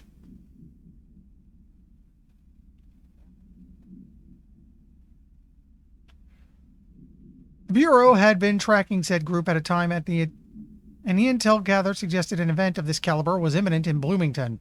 As a result, a response team on the site was able to respond to the train accident within minutes of its occurrence. They arrived to find emergency processes underway, but also equipment left behind by this suspected group. A suspicious onlooker managed to elude agents after they attempted to make contact. Further investigation of the accident site revealed a curiously undamaged train car that exhibited an altered state when entered. This individual car was secured and transferred to the investigation sector for further studies.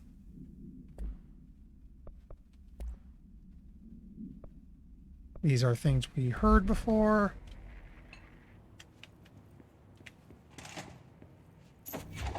Come here, you.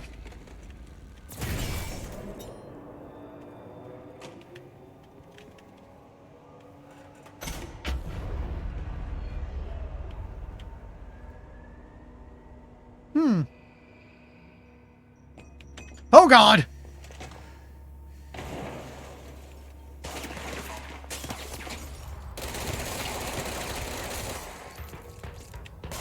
Okay, I'm not protected in there. Good to know.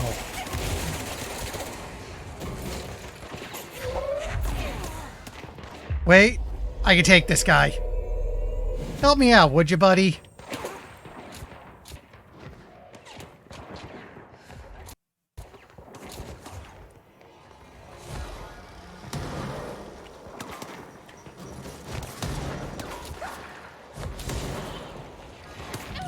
Ah, darn it.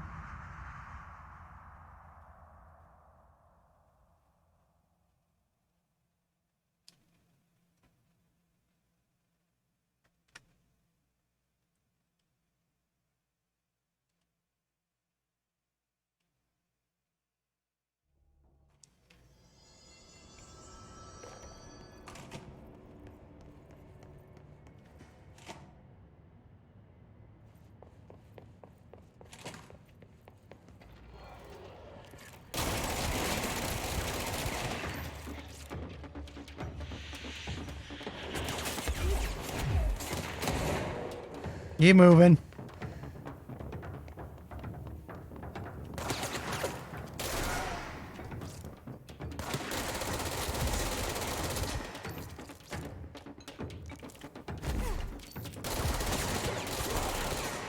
There we go.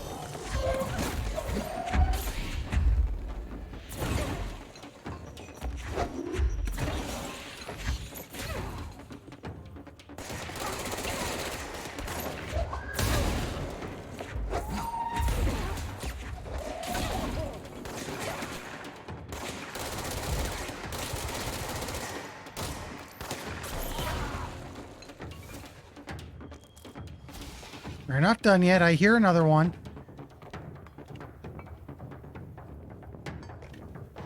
Oh, hey.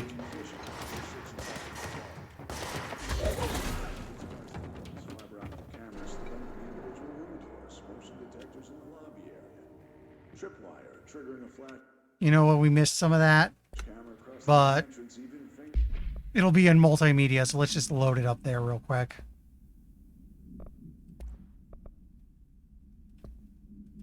Agent Fisher, A6 inside the motel.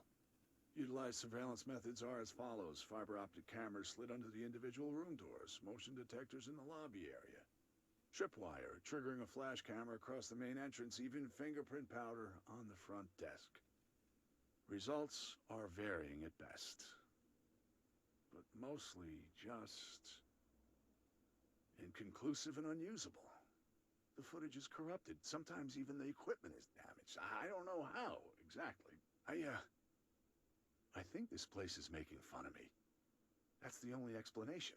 I can hear them laughing and screaming behind the closed doors. I can hear the call bell go and ding multiple times a day, but when I look, there's no one there. I know I'm supposed to stay out of sight, but I've seen the doors closing just before I can catch even a glimpse of anyone or anything. They're messing with me, whoever they are. I think... Wait, shh. There's something. I gotta get this out. I gotta get the cable out. Come on, you fiber optic fuck. Cooperate. Okay, there we go. So, remember what... Wait, looks like it's not... That was faint, but I definitely heard movement coming from the hallway. I think I might have finally caught one. Ha! The recording better work this time or I swear to God I'll... What? Hello? Who's there? Oh, shit. I'm with the FBC. Move away from the door. I have a... Where's my... So, remember when I said we found out how one guy poked at the ocean view a bit too hard and it got a little vicious? Sounds like this was that guy.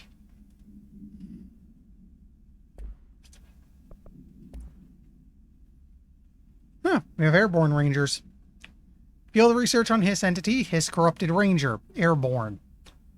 Summary. This subgroup of Hiss corrupted rangers has manifested the ability to levitate, similar to Hiss elevated agents. However, these airborne Hiss rangers display no telekinetic abilities and simply continue to use mundane Bureau weaponry. This evolution, being so similar to the elevated, possibly indicates the Hiss can share permutations through a type of network or perhaps osmosis. However, the fact that this development in Hiss rangers has only been observed in the investigation sector may indicate that an environmental factor is responsible. They could be responding to an altered item or other paranatural element found only in this sector. Or perhaps this is the natural progression of the Hiss Ranger phenotype. Not enough time has passed to determine a conclusive trajectory of development for each of the Hiss manifestations, assuming any such trajectory exists. Refer to file redacted for a full report. So, yeah. DLC has a new enemy.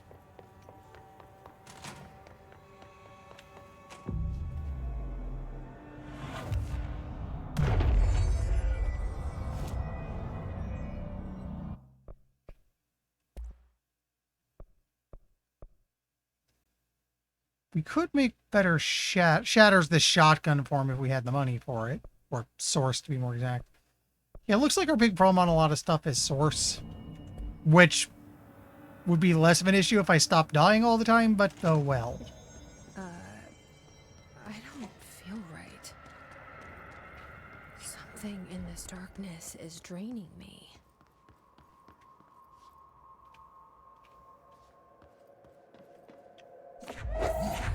Not what I meant to do.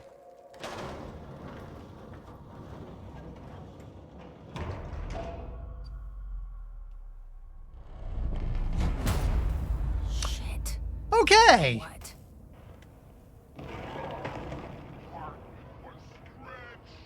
What is that?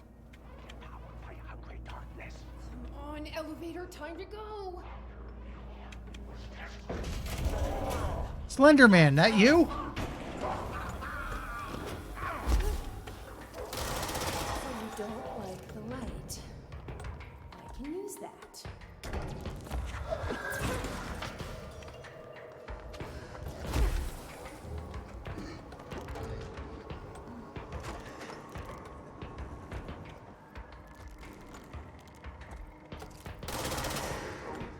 Okay. Yeah, it's like in Alan Wake, we're gonna have to burn the light off somehow.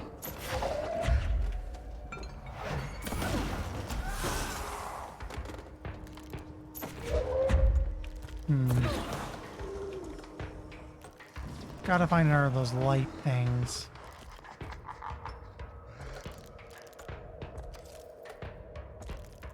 I can kind of see him, but I can't seem to do anything right now. Oh, here we go.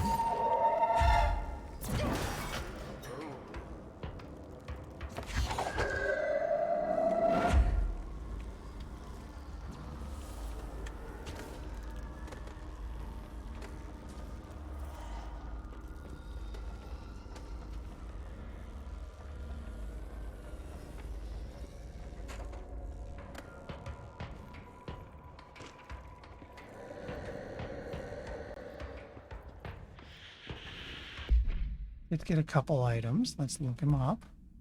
Night Springs screenplay. Note, this screenplay was found after the Bureau acquired the Night Springs television series and all of its past episode scripts. It appears to be written by Alan Wake as part of an application to become one of the show's writers. Night Springs X script episode Over the Threshold Darkly by Alan Wake. Host voiceover. It's only human nature to wish to control the forces around us, and even more so to possess them. But what happens when these forces are not ours to claim, or even of this world? What if there are things you can discover in Night Springs? Yeah, Night Springs was very Twilight Zone. You actually see a couple episodes in Alan Wake. Weird stuff. Eternal, Secret Lab, Night. We are in a secret lab. The large sign on the wall reads, the Federal Bureau of Night Springs. That's like the Vet Bureau of Control. Told you several times, Director, it ain't ready. It's ready when I say it's ready, Doctor. But, being beyond the portal, we have no control over it. What the... Did Alan write about the Hiss invasion? Huh. Vending machine. AI-81KE. Containment procedure? None known. Testing in the investigation sector is currently ongoing. Description: altered effect. A vending machine. Its front covered in a Foxwood panel, coin-operated, buttons for selecting food products. The item generates and stores a variety of materials, both edible and otherwise, in its rows of internal trays. Internal suggest the item reacts to the mind of an individual in closest proximity and produce whatever they subconsciously desire. Attempts to cause the item to create a living redacted have consistently failed. I'm not sure I want to know what they were trying to do. Background. Oh, I'm sorry. You've still been... No, you haven't. Something weird's going on with chat here. The item was discovered in a nursing home in Redacted, Alberta, after a resident named Muriel Redacted called the local news station about a magic vending machine. News story reported that the nursing home staff was purposefully stockpiling the machine with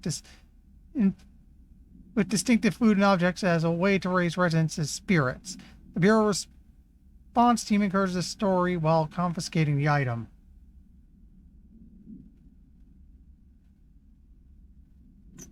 You know, there actually was an SCP vending machine that was kind of like this. it made increasingly weird stuff as you kept putting money in it. Like, it would start with normal things, then it would make things that were reasonably normal, like a brand of soda in a flavor that doesn't currently exist, before finally it would just start going downright bizarre. Also, if you messed with it, it messed back.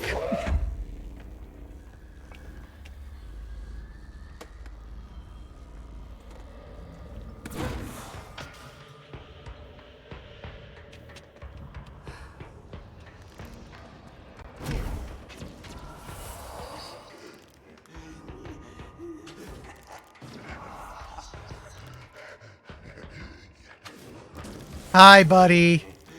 You mind going away?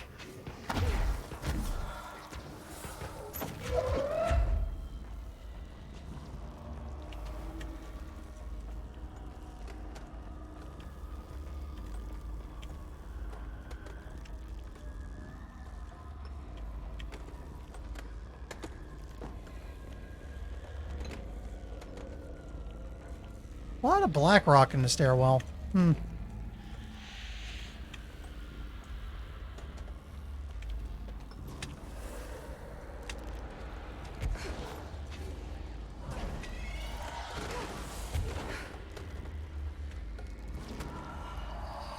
I should be able to land here, and then up we go.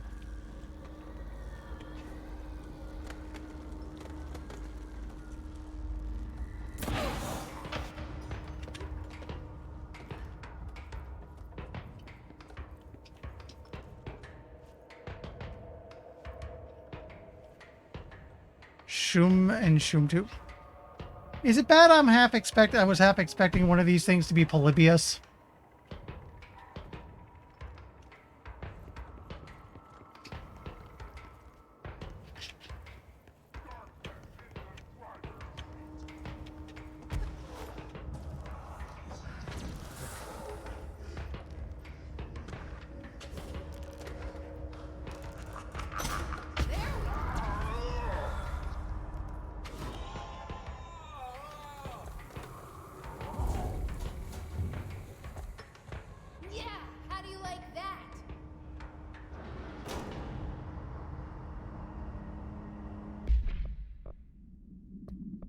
That was probably one of the more interesting bosses we had to deal with. Hartman background. Dr. Emil Hartman is an academic psychotherapist that owned and operated a recovery center in Redacted, WA, focused on the treatment of artists struggling with creative blocks and other mental disorders. Publicly, Dr. Hartman's treatment center seemed unremarkable in its methods and purpose. Privately, however, Dr. Hartman was abusing his patients in order to utilize any latent redacted abilities that, probably paranatural then, abilities that they may possess with the aim of shaping redacted to his own benefit, which has earned him a Class 2 paracriminal designation. Note, for more on the link between artists and their ability to redacted reality through artistic mediums, see the file Redacted. Investigations have proven that Dr. Hartman's illegal endeavors were conducted alone. After being approached by the Bureau during the Redacted investigation, he displayed no remorse or intention to cease his actions. Dr. Hartman was taken into custody, evaluated, and released Redacted months later, having been deemed a negligible threat. His medical license has been permanently revoked. Refer to file 7-12-8557 for full report.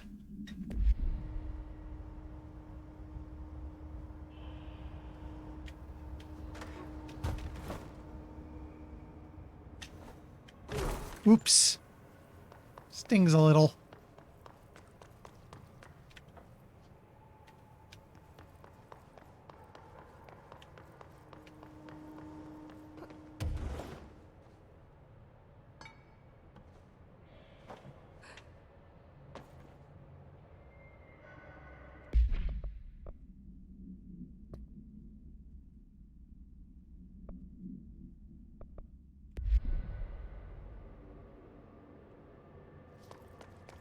So where would I be going? Through here now?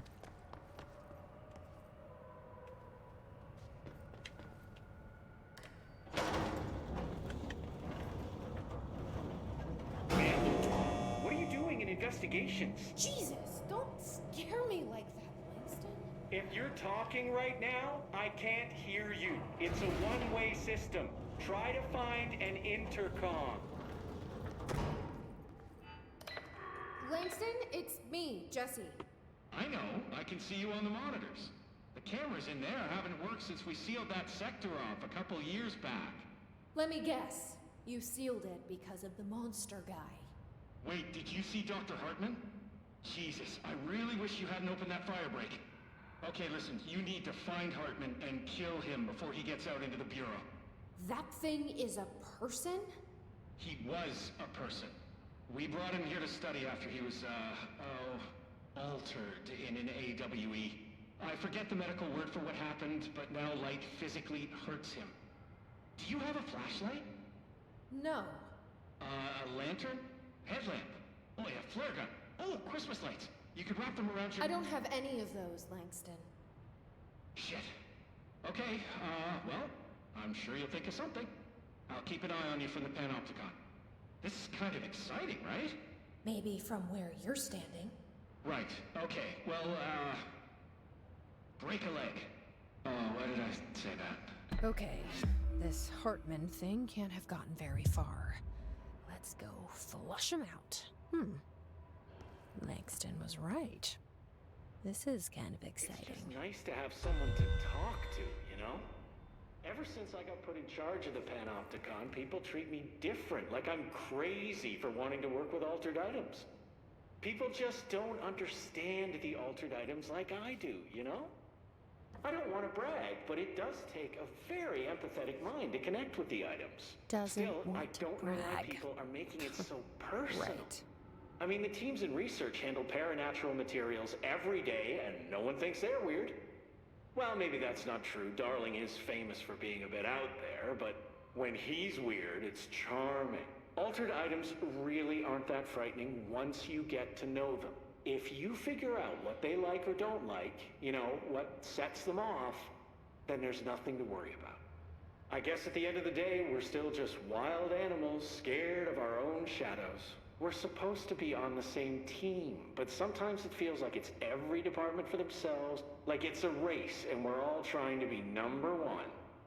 If it is a race, though, I'd say Darling is a mile ahead of everyone else. He was Trench's golden boy for years, but that relationship has gotten pretty tense, or so I've heard through the grapevine. Not that I spread rumors, just, you know, people talk. Not me, though. I keep my nose to the grind.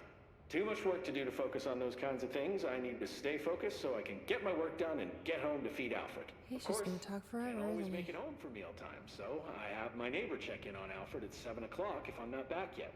She's very nice. Her name is Maria. She's older. She came to New York in the 50s to attend school. I don't know why I'm still here, but I'm still here. She had a couple of kids. I met them at Thanksgiving. Big family. Very nice people. Anyway, she has a key to my apartment, and she gives Alfred his dinner if I'm not home. I'm gonna have to buy her Fritz, a you nice can't, fruit okay? as I'm a super thank you, I sorry. guess. I'm missing a lot of Alfred's meal times. She's probably gonna have to go to the store for more wet food. I'll have to remember to pay her back. Hold on, let me make a note. Pay back Maria for Alfred's food. Okay. Oh, one more thing. And buy her a fruit arrangement. All right, done. Are you a cat person? I don't think I ever asked. You seem like one, though. You'd like Alfred. He's very proper. Really carries himself well, you know? I named Man, him this after just keeps my going, doesn't it? Felt like a good fit. I got Alfred just before Sylvia died when I was at the... You know, I don't really remember where I got Alfred from. But, boy, those two did... Okay. I've only got a little over an hour left in the evening. Let's get a move on. She owned the place. Didn't like me getting in her way. Scratched me more than once when I was just trying to move her food. Amusingly, the thing he mentioned about wrapping yourself in Christmas lights, somebody does that in Alan Wake.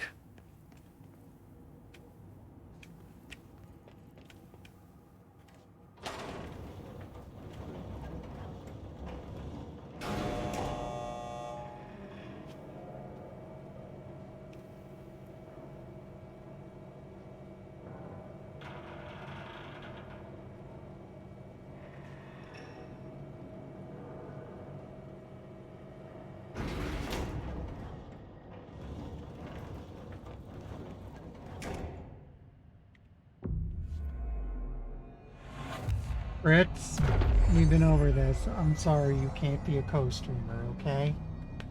Now I'm a little busy. Okay, I'm petting you now, okay? So give me a moment. Maybe he wants out of my room.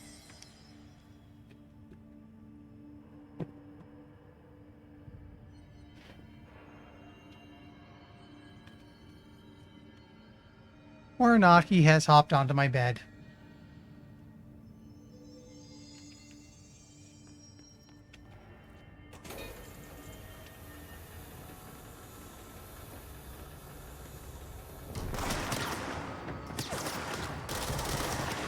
Wait.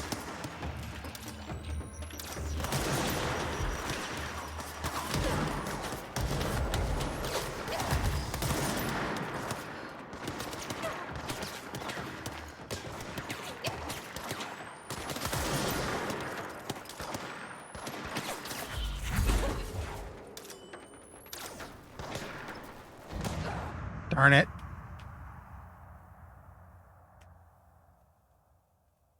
Hey, don't scratch up my bed, okay?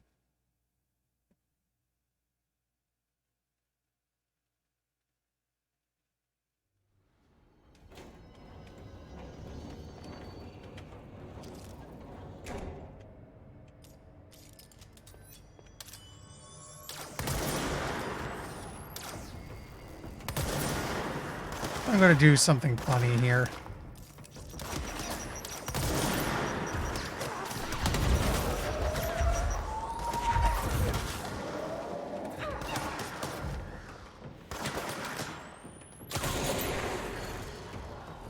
There we go.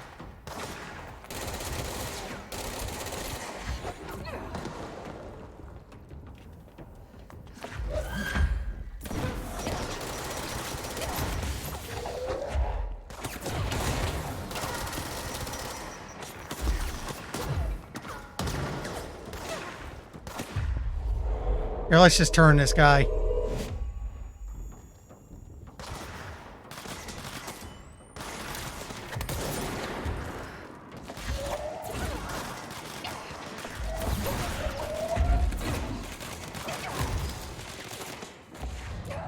Darn it.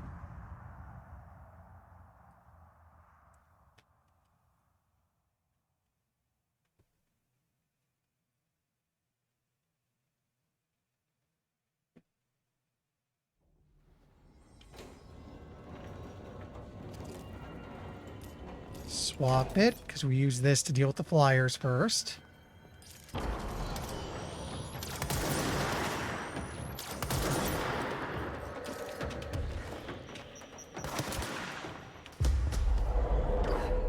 Let's turn one of the flyers.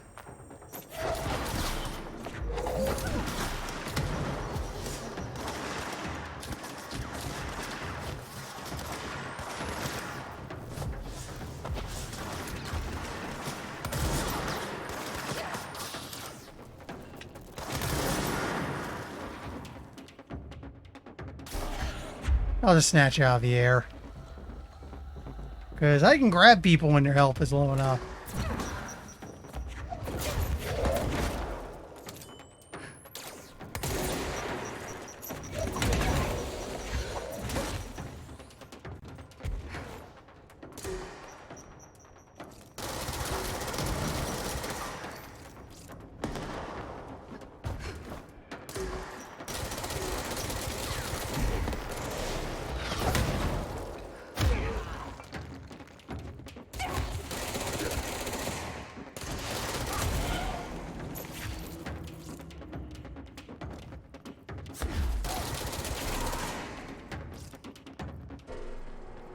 Okay, looks like we made it that time. Ow. I'm wondering why this looks so much like a room in the Panopticon.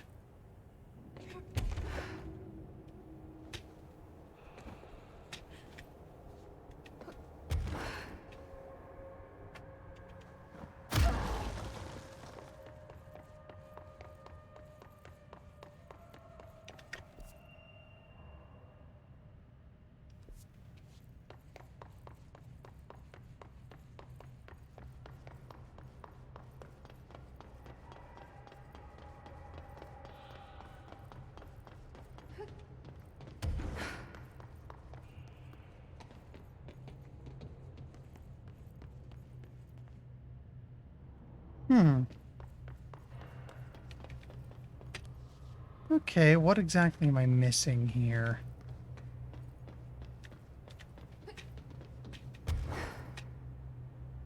That's where I came in from.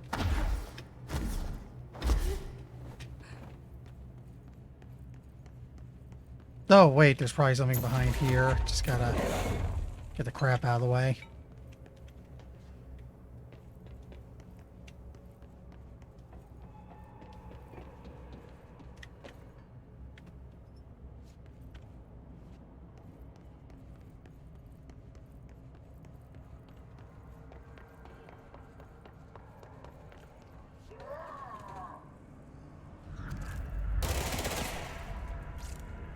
Hi, buddy.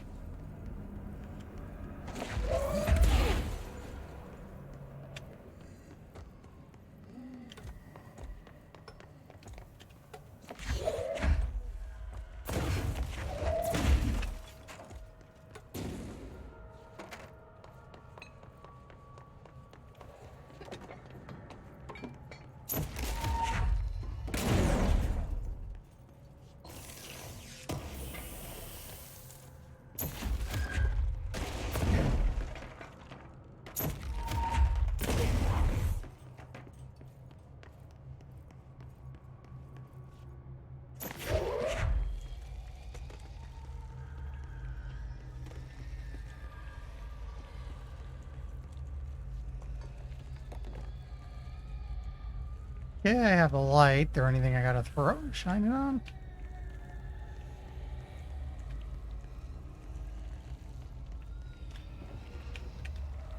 Well, hello.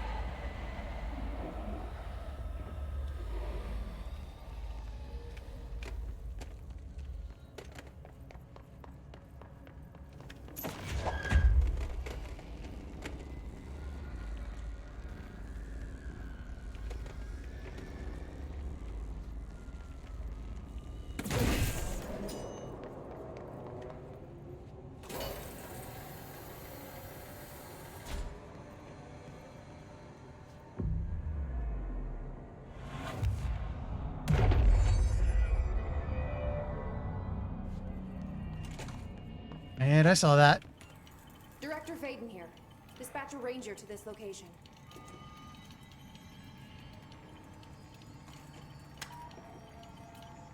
Nice to see a director out in the field. Huh. I don't know what the point of that was. And he's following me. Spiffy.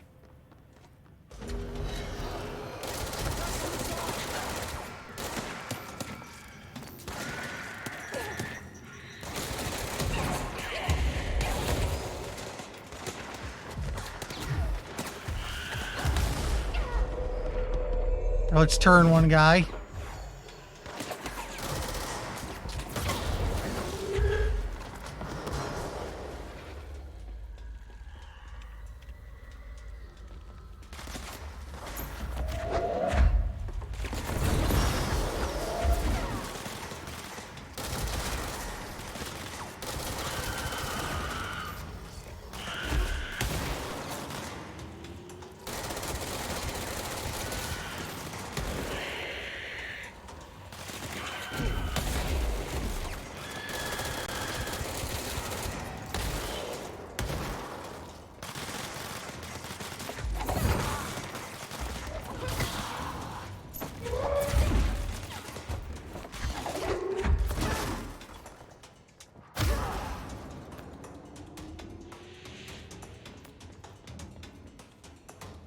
I still hear the hiss trying to kill you music. Where are ya?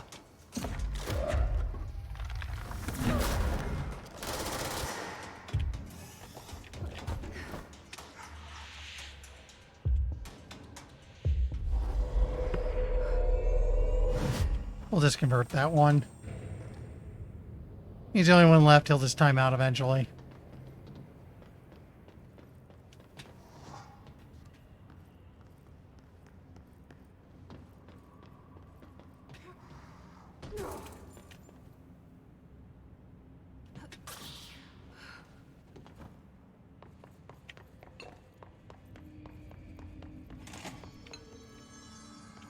Oh, why not?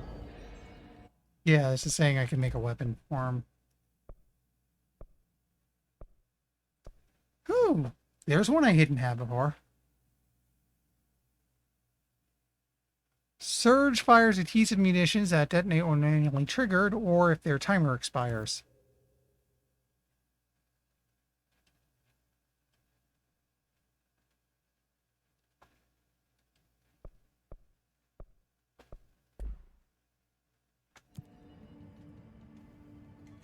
Is this enough for anything? I'd want to take more health. Nah, I need more points. So let's swap.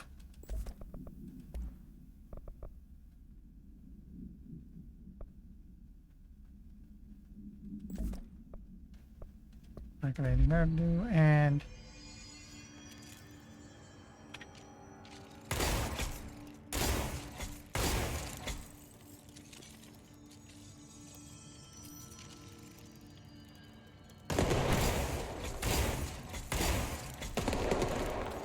so I place 3 charges, then my next shot makes them go boom. That's interesting. Might be a faster way to deal with heavier targets than Pierce or Charge.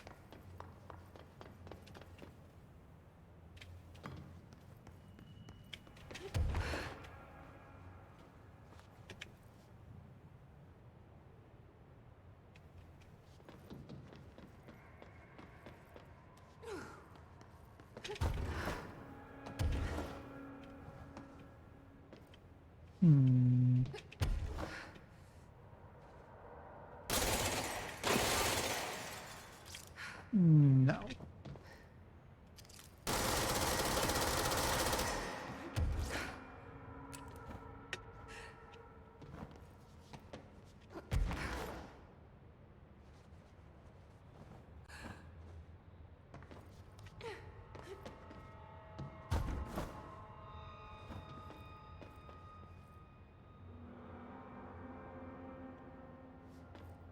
Where in here am I going?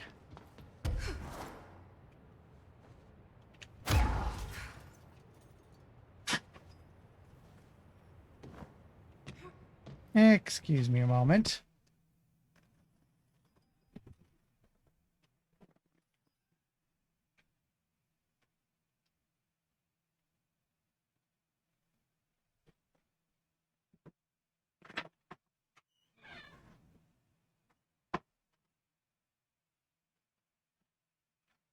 Sorry about that, AV.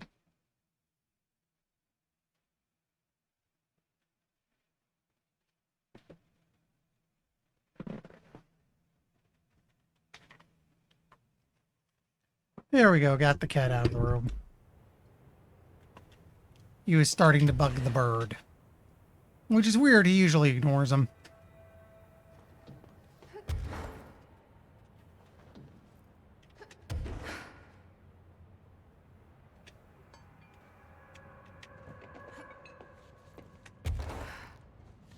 Huh. This is interesting, but it doesn't seem to be where I need to go.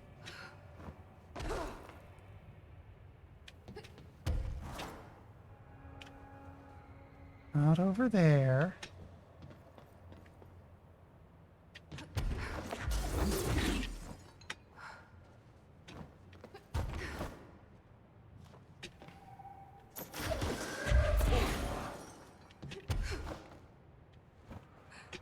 Whoops.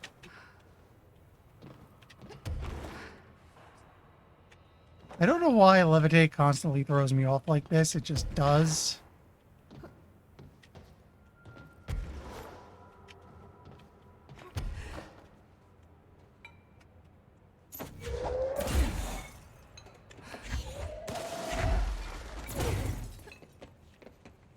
There we go. Smashed my way in. Thank you.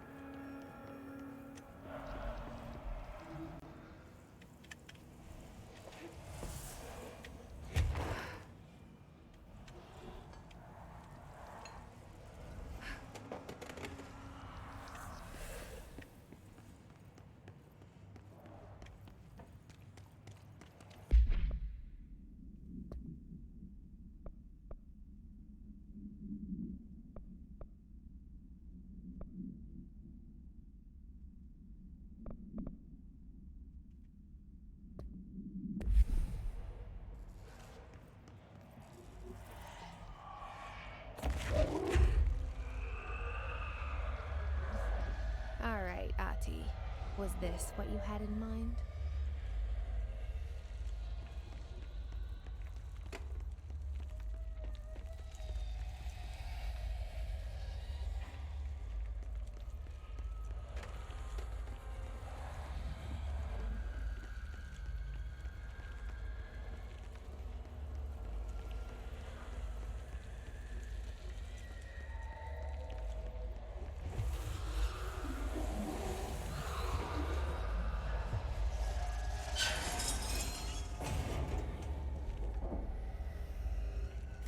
Shit.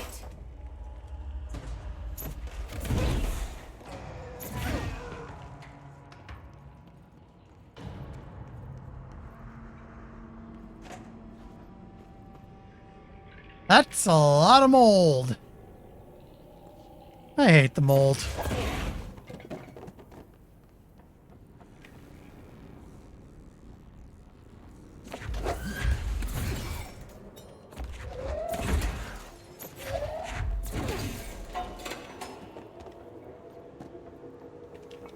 Christ. Did the Hartman thing do all this?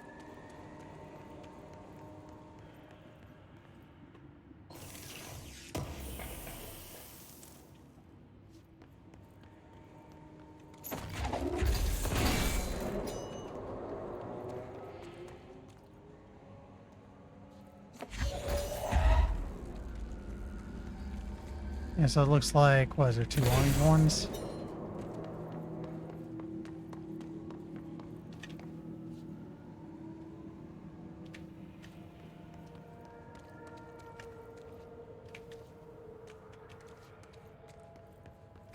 There's 3 of those. Okay, so was there one that there's only 2 of?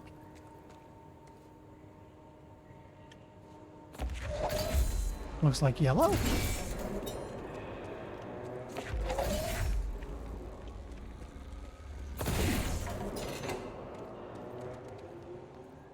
Yellow is one of them.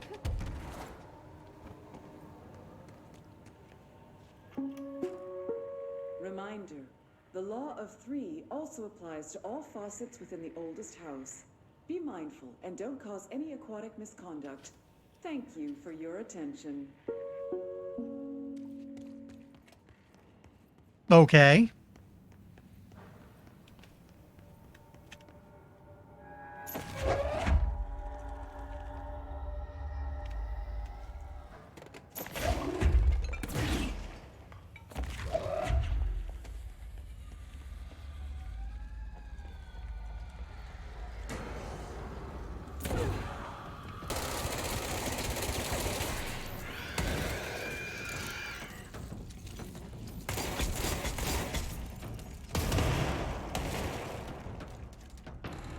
Handy.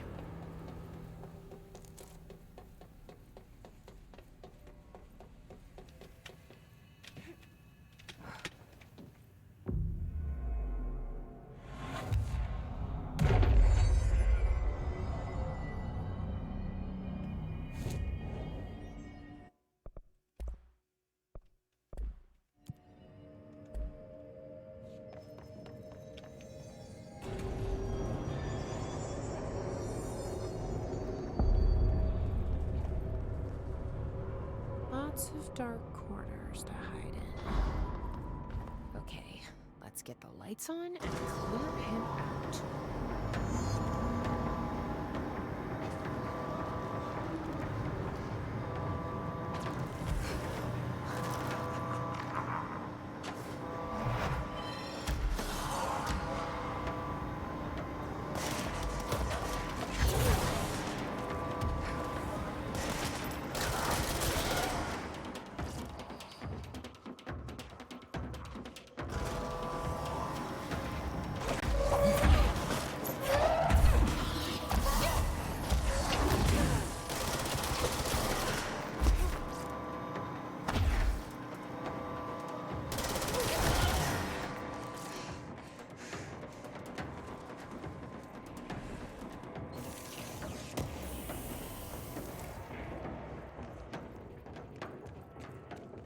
Yeah, I'm probably gonna die soon.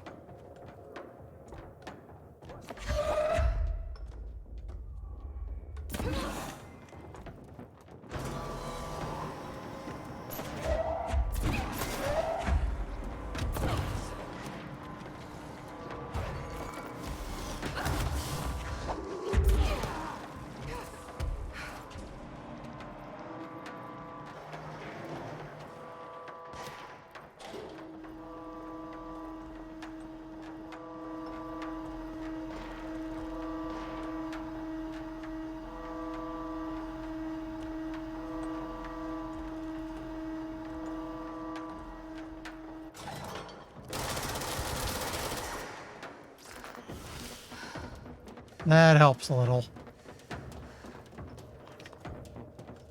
Oh, hey, it's that altered train car they mentioned.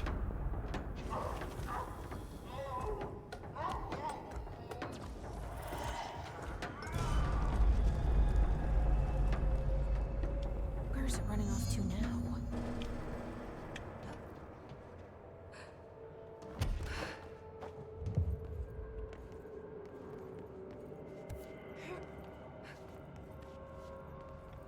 Actually, wait, we got something to investigate the train itself, so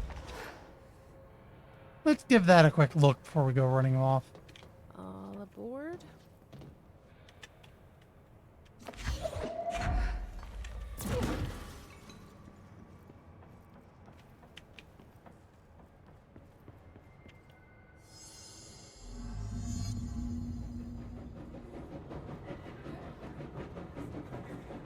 Good afternoon, ladies and gentlemen, and welcome aboard the Eagle Limited bound for Chicago. Please have your tickets ready and enjoy the ride. Good evening, all you fine-looking folks. Here's some smooth tunes to ease your minds and please your ears as we wait for that delicious dinner to roll right on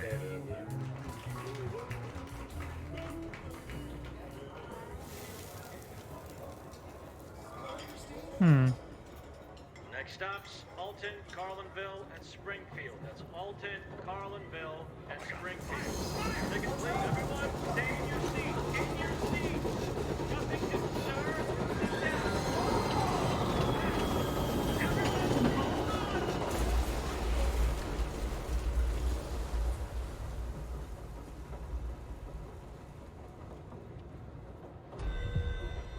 Curious.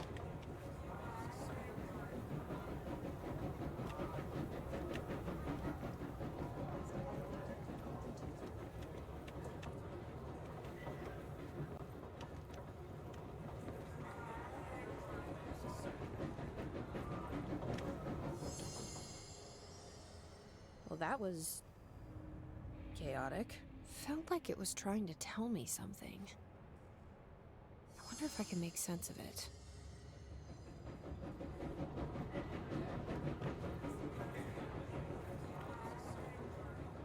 Oh my God, fire, fire! Everyone, stay in your seats. In your seats. Nothing to observe. Sit down. Everyone, hold on.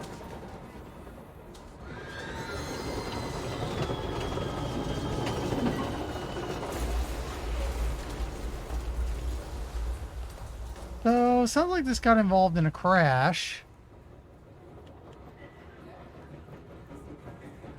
Good afternoon, ladies and gentlemen, and welcome aboard the Eagle Limited bound for Chicago. Please have your tickets ready and enjoy the ride. Alton, Carlinville, and Springfield.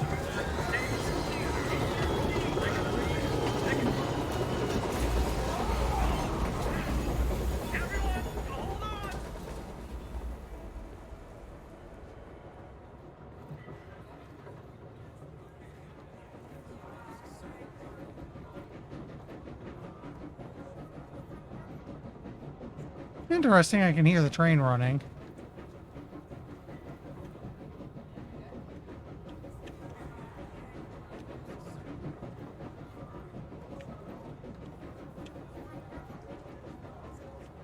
Next stops, Alton, Carlinville, and Springfield. That's Alton, Carlinville. Good afternoon, ladies and gentlemen, and welcome aboard the Eagle Limited bound for Chicago.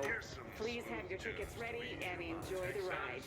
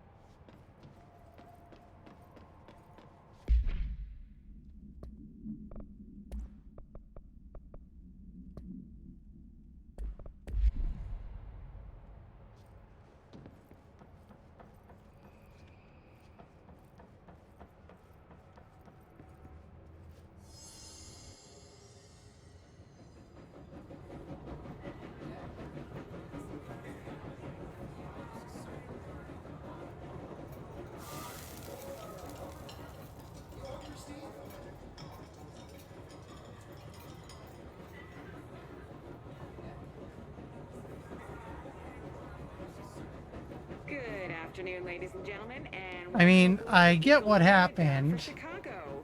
Please have your tickets ready and enjoy the ride. Good evening, all you fine-looking folks. Here's some smooth tunes to ease your minds and please your ears as we wait for that delicious dinner to roll right on. Stops Alton, Carlinville, Springfield. That's Alton, Carlinville, and Springfield. Tickets, please. Tickets. Oh my God! Fire! Fire! At which point, yeah.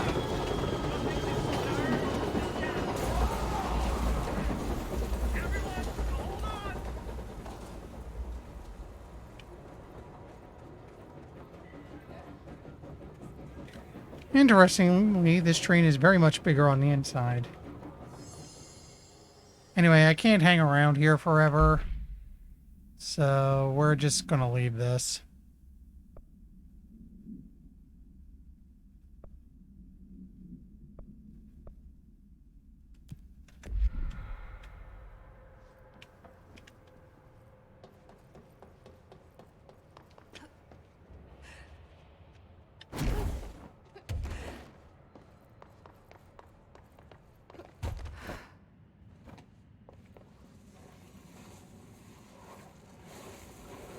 Spike in the room.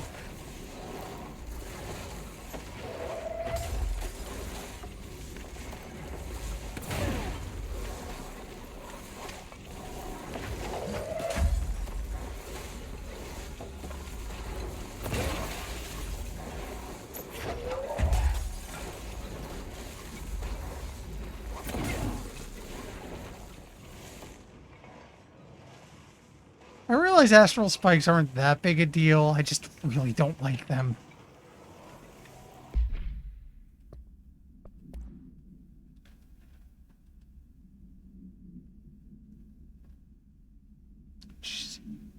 Entity capture report, shaded specimen A-010, formerly Dr. Emil Hartman.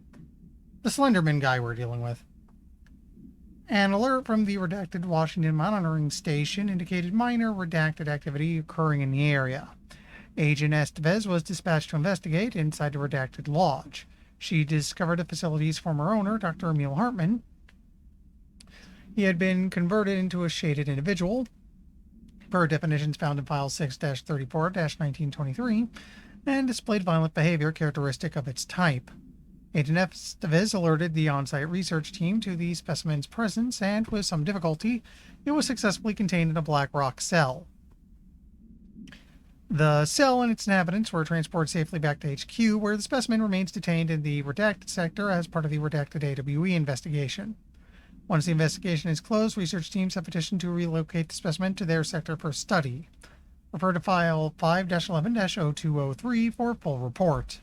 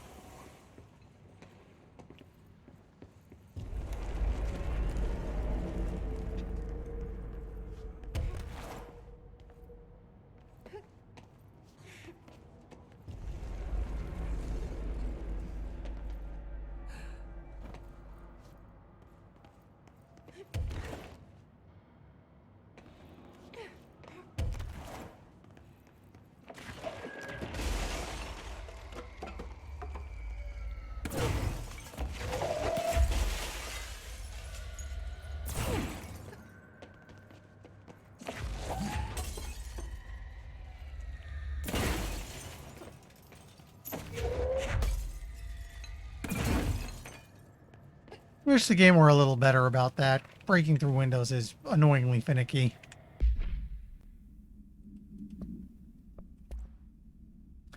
Hotel complaint.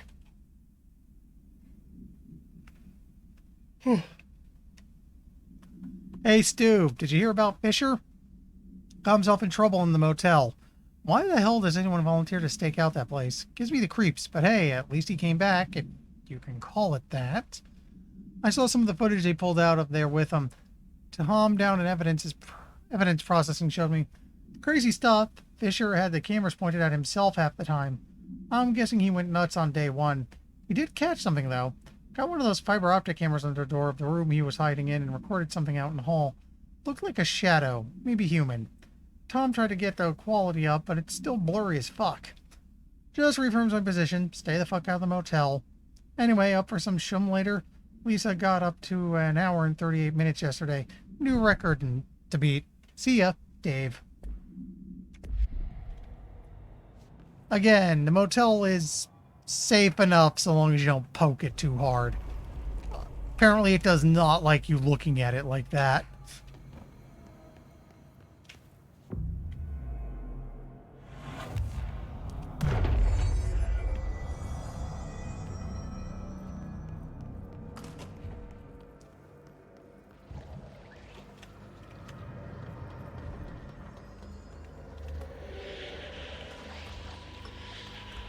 Hiya, buddy. We need to get those lights on.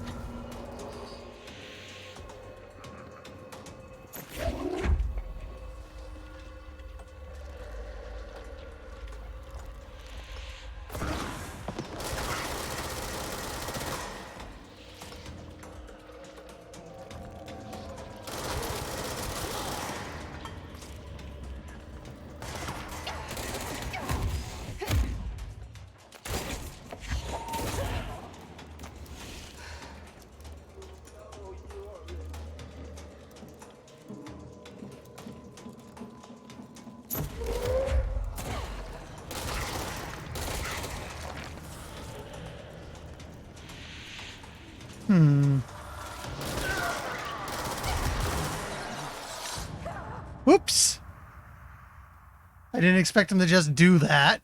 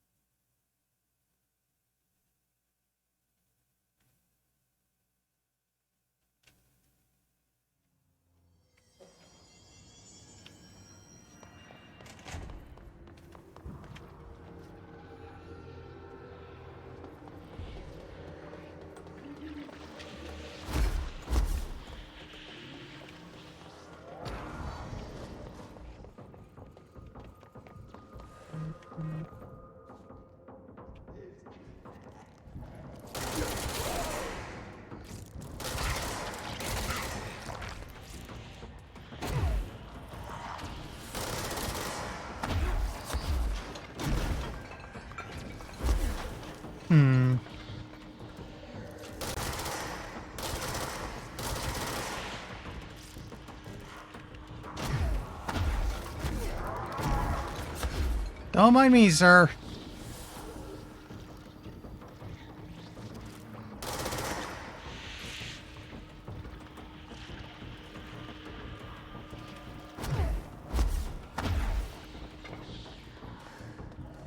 Okay, I saw there was some hiss over this way. I think it was on the upper level.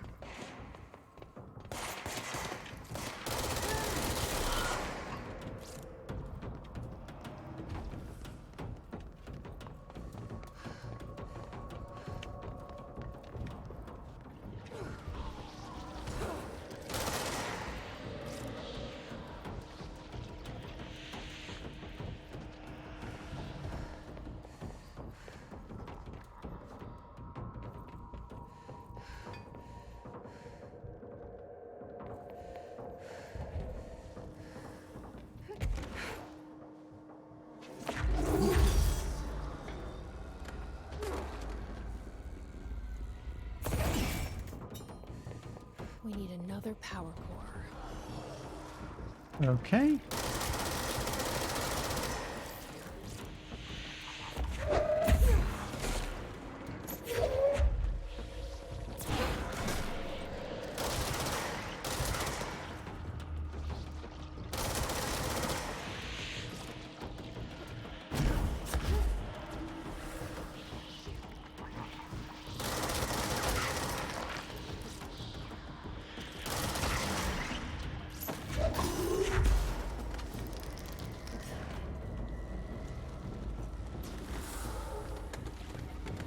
Don't mind me.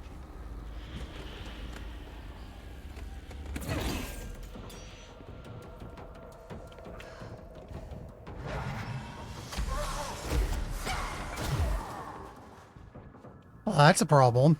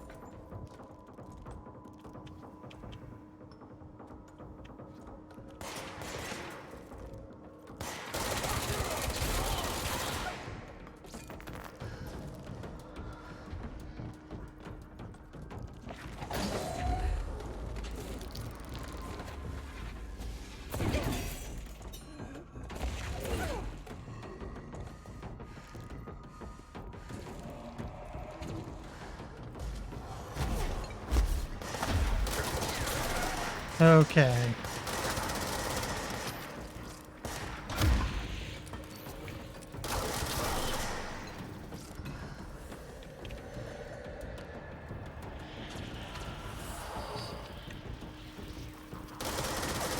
Oh wait, personal mods are full. Let's...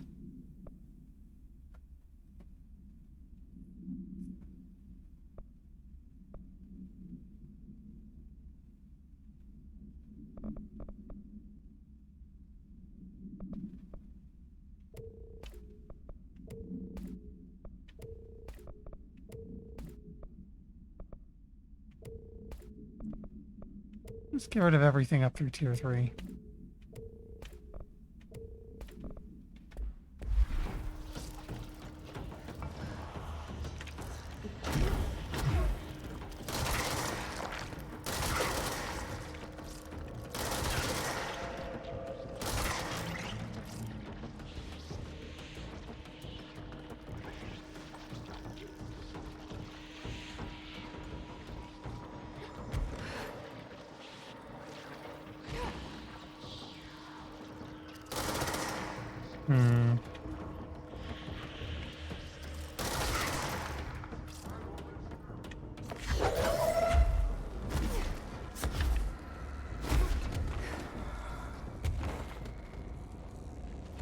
Okay. Not what I meant to do. No. Now where's the switch?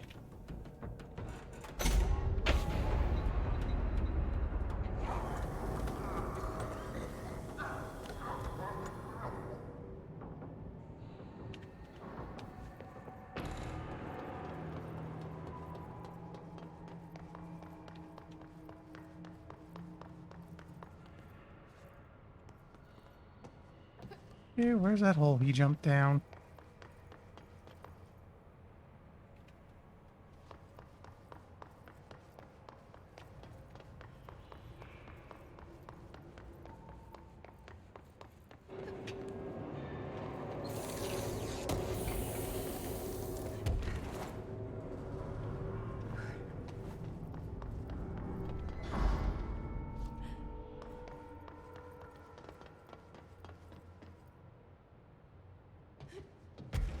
Okay, we've looped around to active investigations.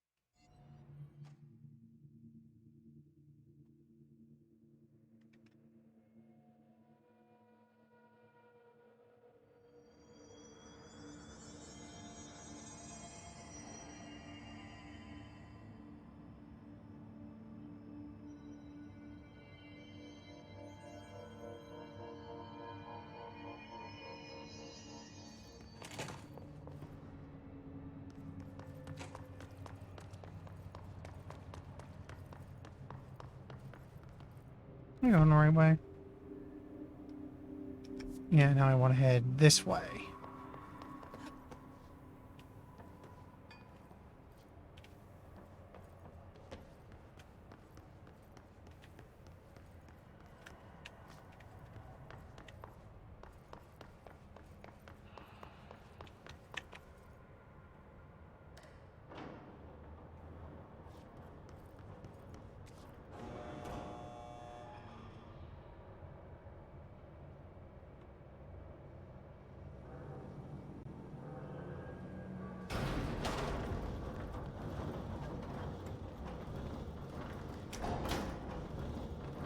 It's just nice to have someone to talk to, you know?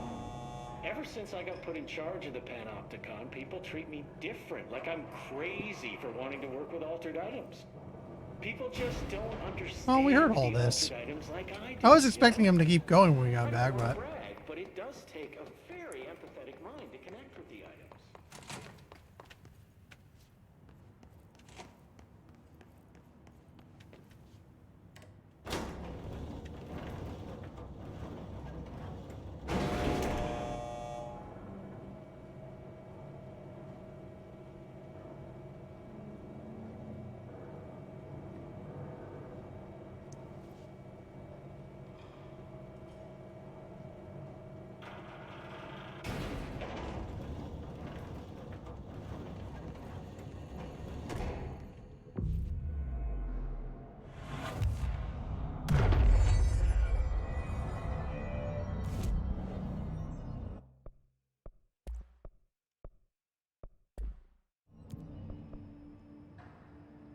Actually, you know what?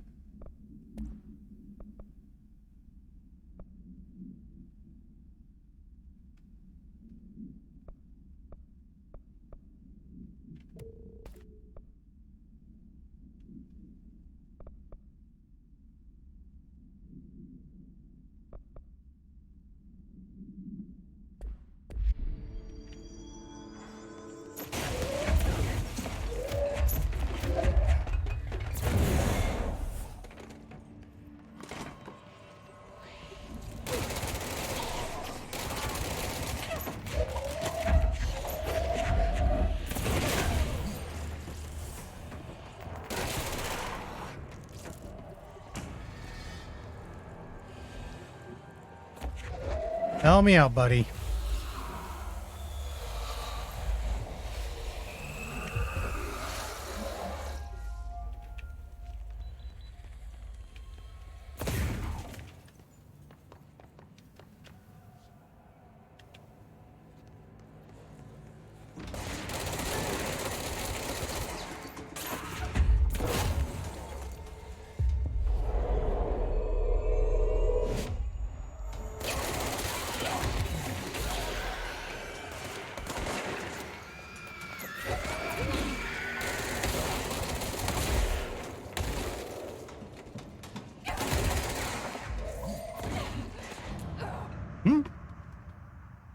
Don't even know what killed me.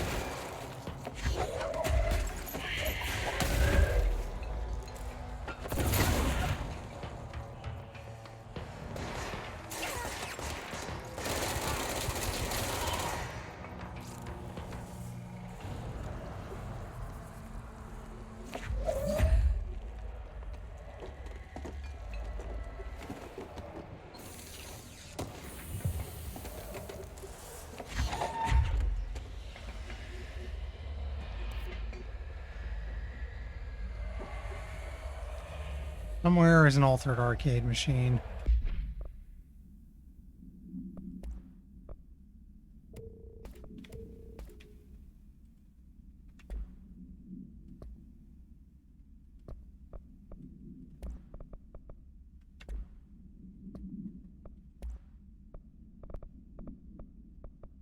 Arcade cabinet procedures. A distance of 10 feet between the items suppresses the effect. Effect only triggers on physical contact. Items are a pair of arcade games originally designated for the game Shum AI-40A and Shum 2. Kolgar's Revenge AI-40B. I'm probably even pronouncing that wrong, but The games are manufactured by Bonko Entertainment, now out of business. Despite being a popular arcade game in Japan during the late 80s, early 90s, no other Shum cabinets have been found by our investigators. When touching one of the items while it stands within 10 feet of its counterpart, the user's mind is transported to a version of their subjective reality that resembles a video game in logic and function. Events from their everyday lives become game-like sequences in which speed and efficiency are paramount. The brain enters a stroke-like state, as proven by EEG studies on users, which only ends after the user finishes their game, at which point they resume normal brain and motor function. We saw these, but I forgot where. We'll try to find them again at some point. Somewhere in active investigations.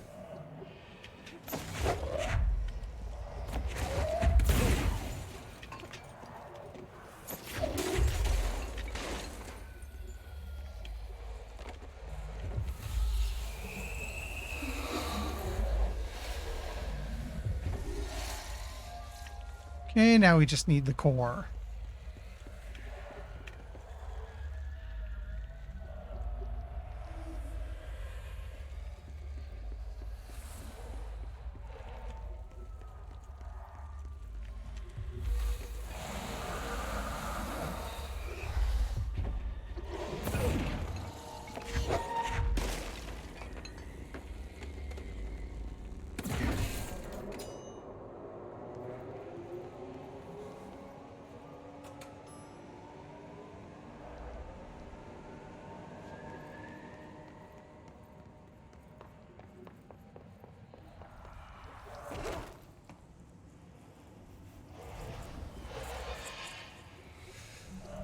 I brought the light with me.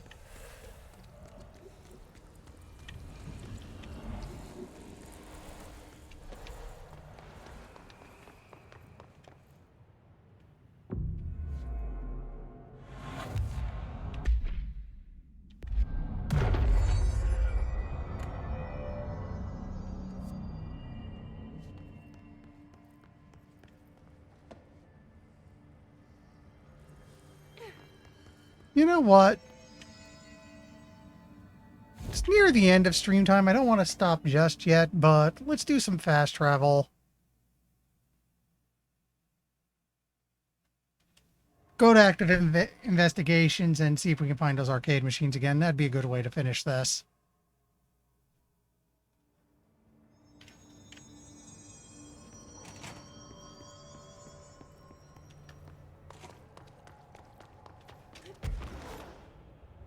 Ah, here they are. Yes.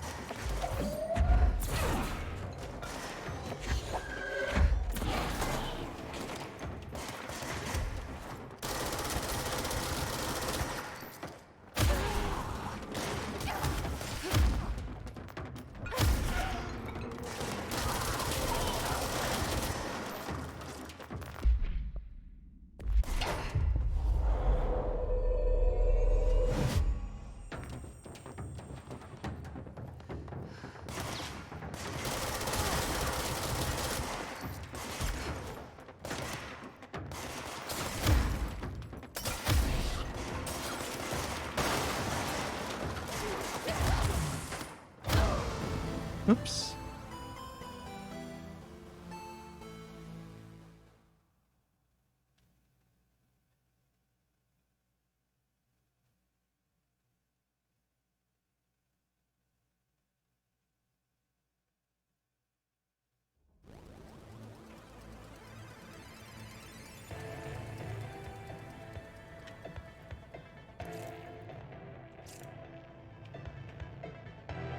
That was weird.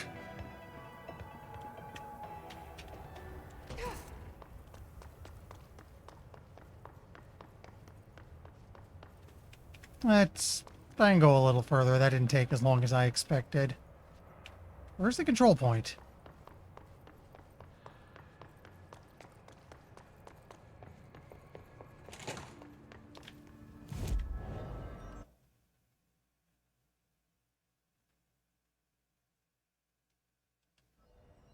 Wait.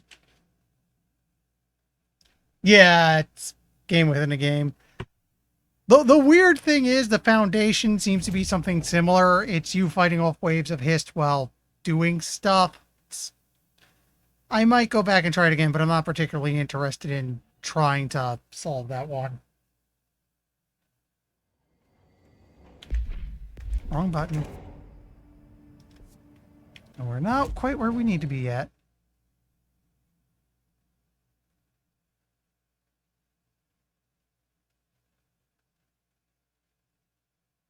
There you go, trains terminal.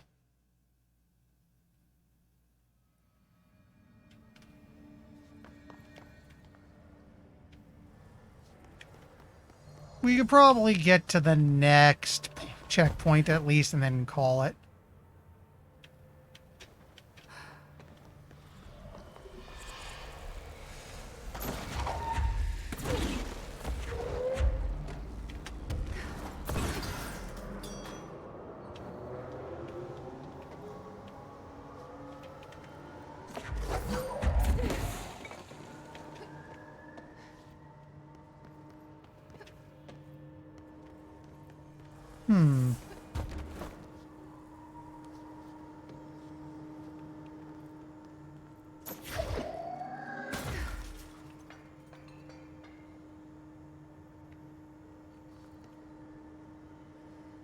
Okay.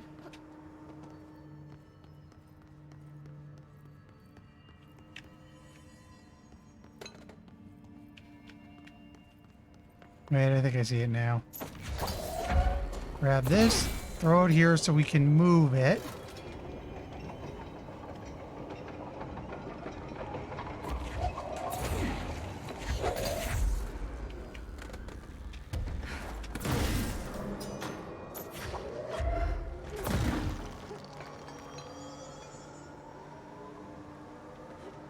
I don't think that did anything.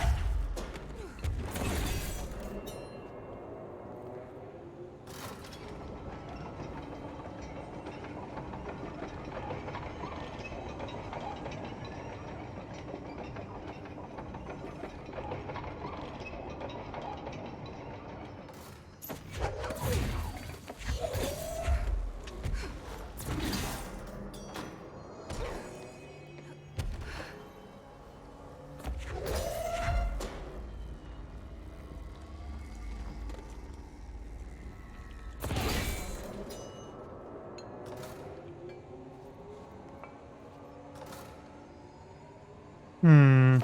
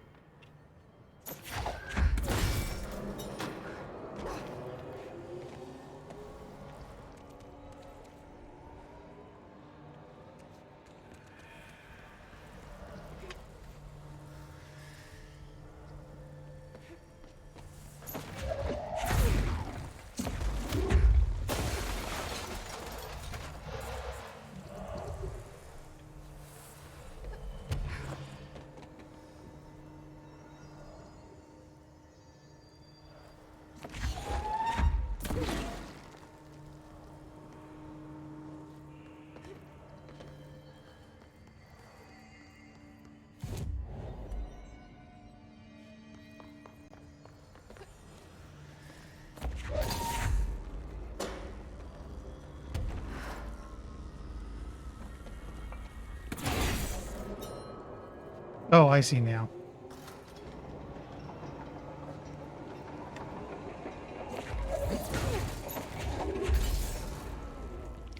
This looks about right.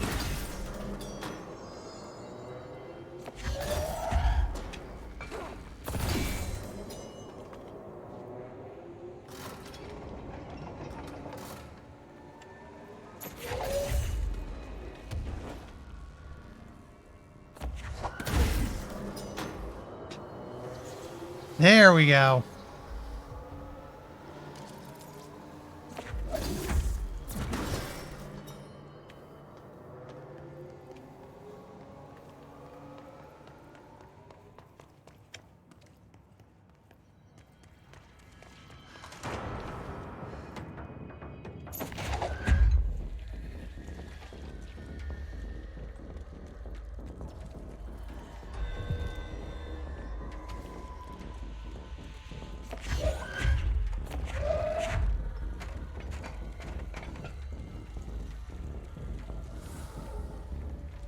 too dark in here to fight this thing.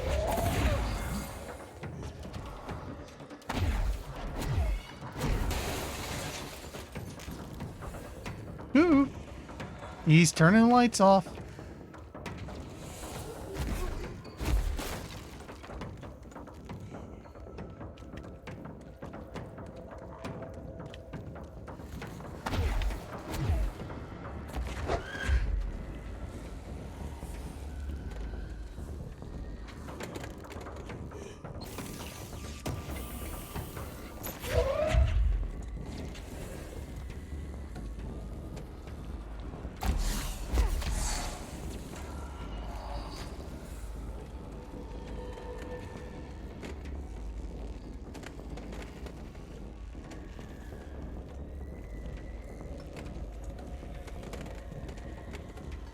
Hmm.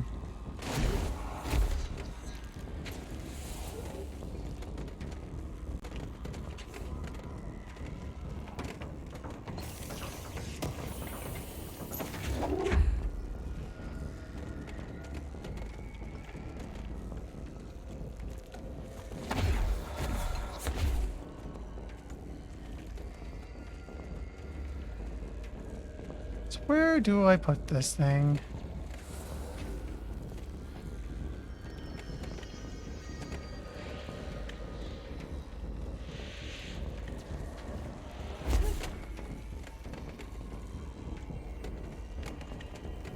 Only it wasn't all the way back here.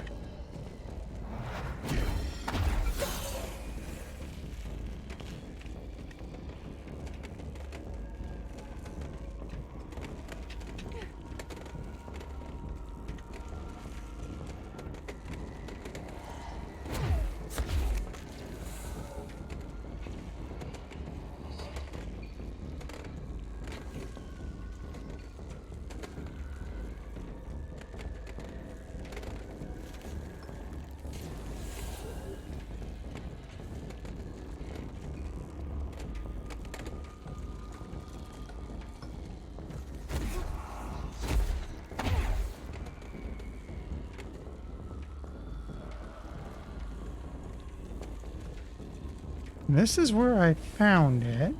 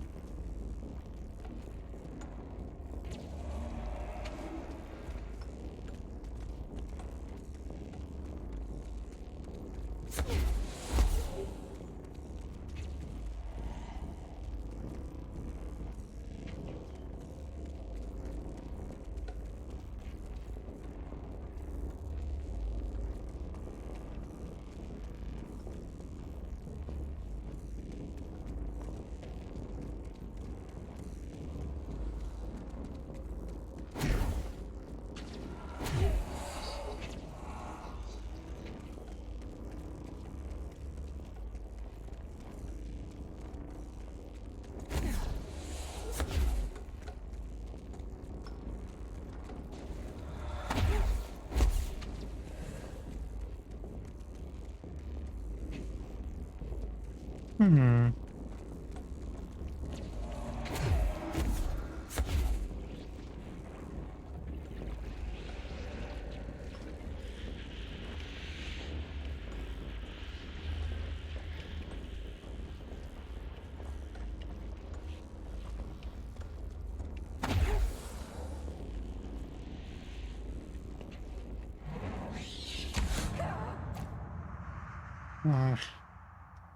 I can tell I'm getting kind of tired and it's getting a little hard to focus.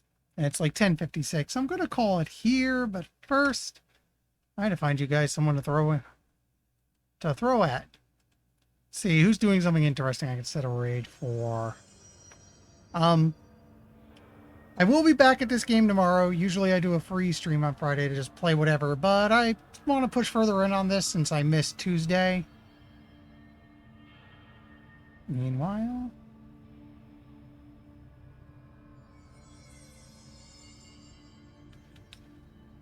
who's got something interesting going on? Something. Ooh, it looks like Dot Level is playing Sparkster right now. That's a cool one. So let's set up the raid for that. Thanks everyone for showing up. I'll hopefully see you tomorrow. Just a few seconds while this thing reads the raid. Alright, see ya.